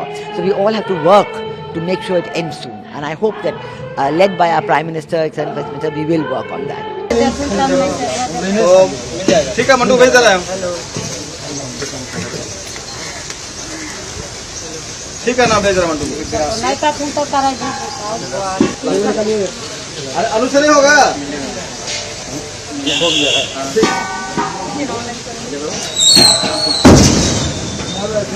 तुमचा कुणाल केला तुमचे अजून गाडीला पूर्ण होला त्याला गोटे का गाडी मागवा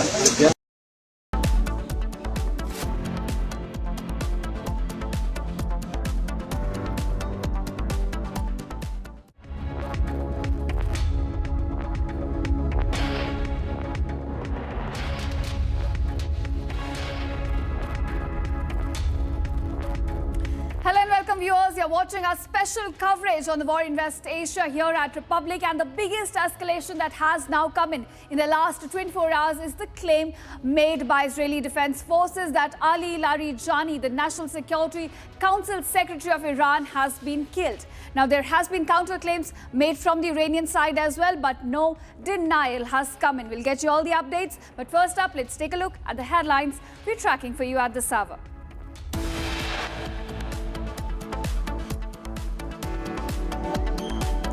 Taliban spokesperson speaks exclusively with Republic on the hospital attack in Kabul that killed 400, terms it as a crime against humanity.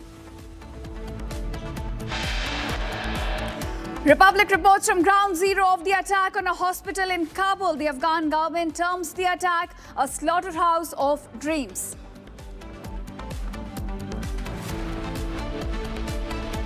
Following a Republic Tolo joint broadcast, a breaking news emerges. Kabul says there will be no talks with Islamabad.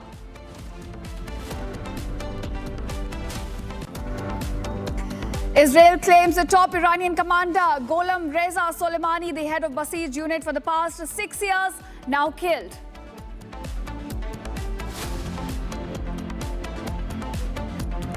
Israeli forces claim Iran's security chief Ali Larijani has been killed. No official comment from the Iranian side yet. Exposing a major terror conspiracy against India, NIA now arrests 6 Ukrainians and 1 American accused of training Myanmar militants.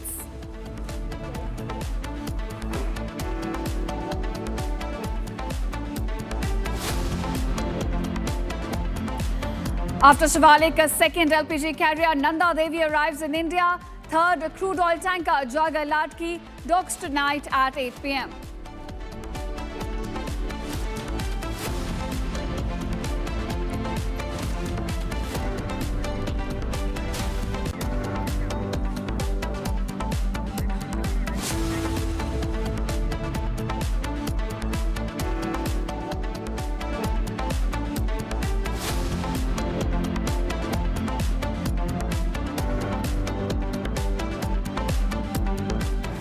Welcome viewers, our top focus at this hour. Now, amid the escalating tensions involving Iran and global powers, the Israeli Defense Minister now claims that Ali Larijani has been eliminated in the precision strike. But just moments after that claim, Larijani released a written statement paying homage to the soldiers killed aboard IRS Dana. Now, key political figure in Iran's political establishment, Larijani is a bridge between Iran's hardliners as well as pragmatic conservatives. Now, Larijani is not just another politician, he is a key insider in Iran's power structure. In conflict zones, information warfare runs parallel to military actions. Here's more on this story, the claims and the counterclaims coming to light. Israel claims another big win, saying Iran's National Security Council Secretary Ali Larijani has been killed.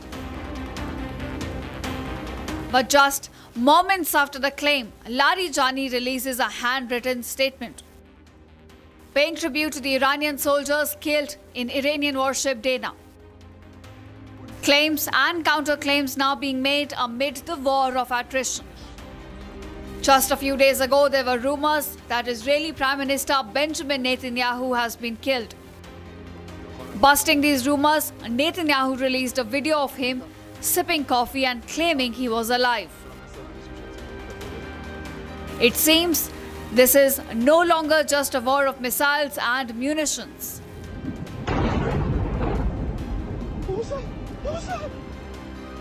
But also of information and misinformation.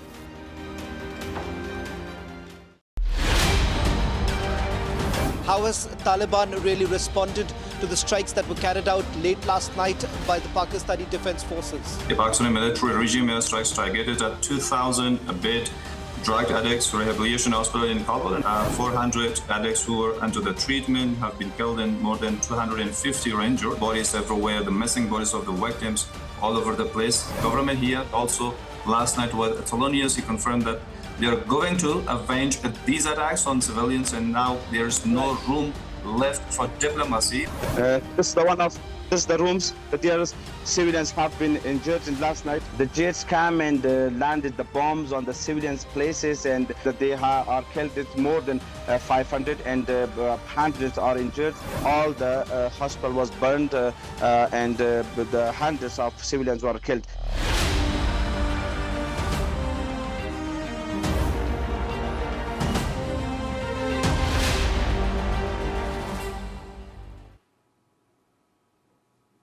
And now viewers, moving on, a US embassy in Baghdad has been struck again following a drone incursion just days before the embassy was attacked by an Iranian missile strike and hit its helipad. Now viewers, this comes at a time when Iran has vowed to retaliate following the heavy bombardment of the Karg island by the US, claiming that it has destroyed most of its military infrastructure on the island. Now more in this report about the recent strike on the US embassy in Baghdad and Iran's resolve to take revenge. Take a look.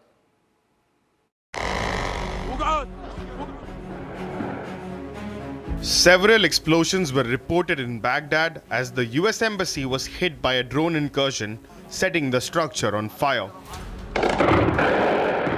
US CRAM system intercepted the incoming drone attack targeting the embassy. An Iran-linked militia force in Iraq has claimed responsibility for the attack. The militia also released a drone video showing how they scouted the compound before carrying out the attack. According to an official, 3 drones and 4 rockets were used in the attack, with at least 1 drone crashing inside the compound. Recently, missile strikes also hit the helipad inside the heavily fortified embassy compound in Baghdad. This is the 3rd time the embassy has been targeted in the ongoing war. So far, US embassies, military bases, and oil infrastructure in the Gulf have been key targets of the Iranian retaliatory strikes. As the embassy was being hit, fresh drone attacks were also launched at the Fujairah petroleum industry zone, setting the structure on fire. This comes after Iranian Foreign Minister Araghchi vowed to launch retaliatory strikes following heavy bombardment on Karg Island. And now, viewers, in a French launch of attacks, authorities in the Emirate of Fujairah have confirmed that a fire broke out in the Fujairah petroleum industries zone. Now, this was caused by a drone attack. The attack was sparked by a fire, in fact, in an oil tank farm after it was hit approximately 23 nautical miles east of Fujairah in the United Arab Emirates. Now, Fujairah is emerging as another major site which is being repeatedly targeted in these strikes by Iran. Let's take a look at this report at the latest incident and how this, in fact, has impacted the oil economy worldwide.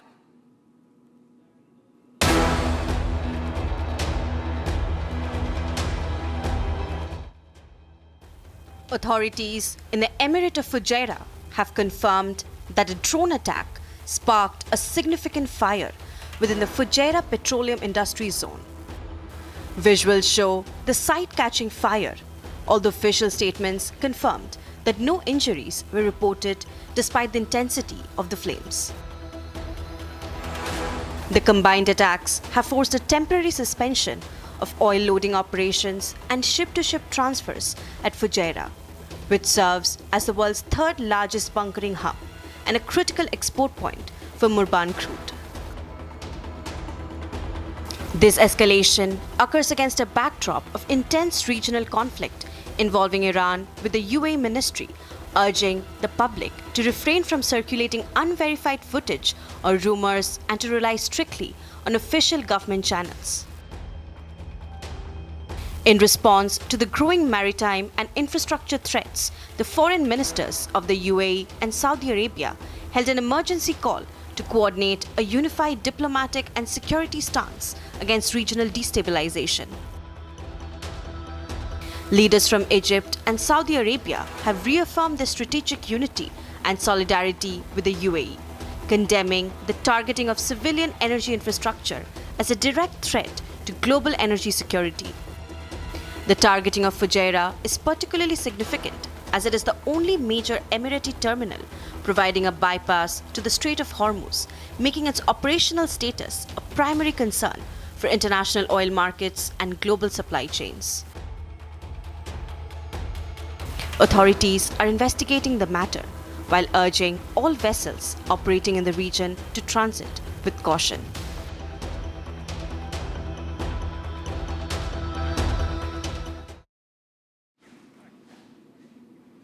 And now, viewers, in a strong and defiant statement, Iran's Foreign Minister Abbas Araghchi has declared that Tehran will continue what he calls a proud resistance amidst the ongoing conflict. Now, Araghchi made it clear that Iran has neither sought a ceasefire nor sent any message requesting one. However, he also insisted that the war must end in a manner that prevents any future aggression against Tehran. Take a look at this report. ما در حال یک مقاومت غرورانگیز هستیم. به این مقاومت خودمون ادامه خواهیم داد بدون هیچ تزلزلی و همونطور که بارها گفتیم دیشب هم با شبکه CBS آمریکا مجدد تکرار کردم، هیچ پیامی ارسال نکردیم، تقاضای آتش بس نداریم، ولی این جنگ باید خاتمه پیدا بکنه به صورتی که دیگر تکرار نشود. این که ما میگوییم آتش بس نمیخواهیم نه به این دلیل که دنبال جنگ هستیم، به این دلیل که این بار این جنگ باید به شکلی تمام بشود که دشمنان ما دیگر هرگز به فکر تکرار این حملات و این تجاوز نیفتند و امروز بعد از تقریباً 15 روز که از جنگ گذشته برای امنیت تنگه هرمز متوسل میشن به کسانی که تا دیروز دشمن حساب میکردن. از کشورهای دیگه میخوان بیان کمک بکنن بهشون برای اینکه تنگه هرمز همچنان باز بمونه که البته از نظر ما باز هست، فقط بسته است به روی دشمنان ما، به روی کسانی که به کشور ما تجاوز ناجوانمردانه را انجام دادن و متحدینشون. Now, viewers, the human cost of this war is rising day by day. Iran's health minister, Dr. Ali Jafarian, has now revealed the scale of the devastation which was caused by the attack on a school in southern Iran. More than 160 students, mostly elementary school girls, along with their teachers and civilians, were killed in this attack.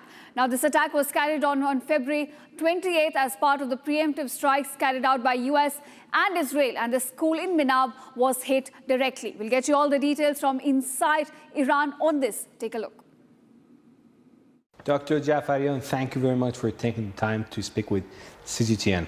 Doctor, as you know, a school was attacked in south of Iran.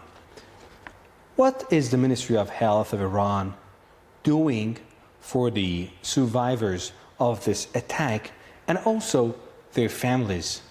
Thank you for the time that you gave me. You know, most of our elementary school girls and kids were killed in that attack. More than 160, students were killed, and also their, teachers and people around there. There are not, a lot of wounded people there. The issue is that those families with this huge grief, how should adapt with it, how should cope with it. And my colleagues over there are working on the mental health for the families, and because they need some acute support and then some follow-up for that. That would be a post-traumatic stress disorder, which is very significant in that situation specifically. And they are doing that. Teams are there and working on that. The issue of the wounded people was solved. They are treated. Those who were admitted, they are discharged now. And the main issue is the following up with the families of those victims. Doctor, as you know, an oil depot was targeted in west of Tehran. After the attack, I went there in the following morning. I was there, and the situation on the ground was horrifying. I was suffocating. I couldn't breathe. Can you please tell us more about the health risks of such attacks and also the precautions that families should take? I was also there at the time of that attack to Shahran, depot, fuel depot. I was very close to there at that time, and I was driving. I didn't know what has happened now, just that was an explosion, but later on when I reached home, I could find that there is a fuel depot. Our Vice Minister for Health, for Public Health, because the day after the explosions, the sky was dark in Tehran and there was some acid rain in the city. All the cars were turned to black, and there was some liquid things that was black, and if you touch that, your hands would be black. And these are dangerous for the skin, and these are dangerous also for the respiratory system. It is some type of war crime, I think, because it is not it is not military target to be attacked. It is something that has direct effect on the population health and on the environmental health. Doctor, thank you very much. And now, viewers, Iran's Cultural Heritage Minister Reza Salehi Amiri has also alleged deliberate attacks on the country's historical and civilizational landmarks amid this ongoing conflict. Now, according to the ministry, at least 80 historical sites across Iran have been damaged. Among them, the iconic Chehel Sotun Palace in Isfahan has reportedly suffered serious destruction. Tehran has now formally raised this matter with international institutions, calling for urgent global intervention. Take a listen. آن چیزی که امروز برای ملت ما بسیار تلخ و ناگوار هست تهاجم آگاهانه و عامدانه هست به آثار فرهنگی و تمدنی ایران زمین. تا دیشب بر اساس آمارهایی که من از همکارانم در سراسر کشور گرفتم 80 اثر تاریخی ما دچار خسارت شدند. بخشی از اونها مثل چریستون اصفهان خسارتش بسیار جدی است و بخش خسارتش کمتر هست. ما طی 8 مکاتبه این موارد رو به یونسکو و نهادهای بین‌المللی منعکس کردیم. از همین تریبون از همه افکار عمومی جهانیان تقاضا می‌کنیم از وجدان‌های بیدار، از نهادهای بین‌المللی، سازمان ملل، لاهه، نهادهای فرهنگی، یونسکو، آیسیسکو تقاضا می‌کنم که رژیم کودککش رو تحت فشار قرار بدید تا از تهاجم به بناهای تاریخی خویشتن‌داری کنه، خودداری کنه، چرا که تهاجم به آثار ما در حقیقت تهاجم به And now viewers, a time for a special segment where we show you the 5 defining moments of the war in the last 24 hours. Now starting with the visuals of the explosions that were reported near the US Embassy in Baghdad of a drone strike. Now several drones hit the US Embassy compound. This is the third strike in fact to take place on the US Embassy in Baghdad, and these are the visuals of the drones hitting the embassy compound.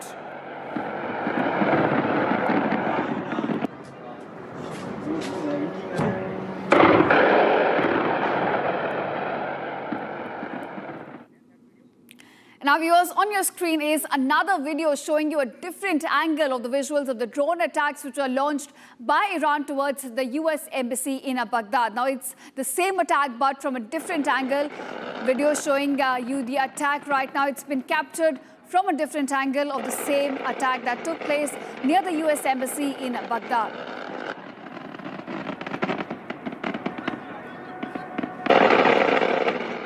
All right, viewers, and now the third visual is also from the same site, but here we see US Marines at the site reacting to the drone attacks that were coming, in fact, towards the US Embassy.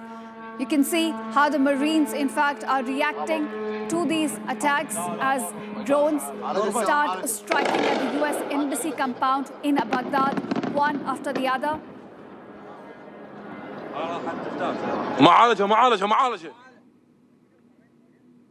All right, viewers, a time for a fourth defining moment. Now here on your screen, you see a fire which is coming out of a residential building in Nahariya, Israel, right after Hezbollah fired rockets from Lebanon at residential suburbs. So we have seen Lebanon and a fire, in fact, coming in from Lebanon side, from Hezbollah towards the residential areas. And you can see the building being set on fire, essentially the aftermath of the Hezbollah attack on Israeli suburbs. You can see the residential buildings on fire on your screen right now.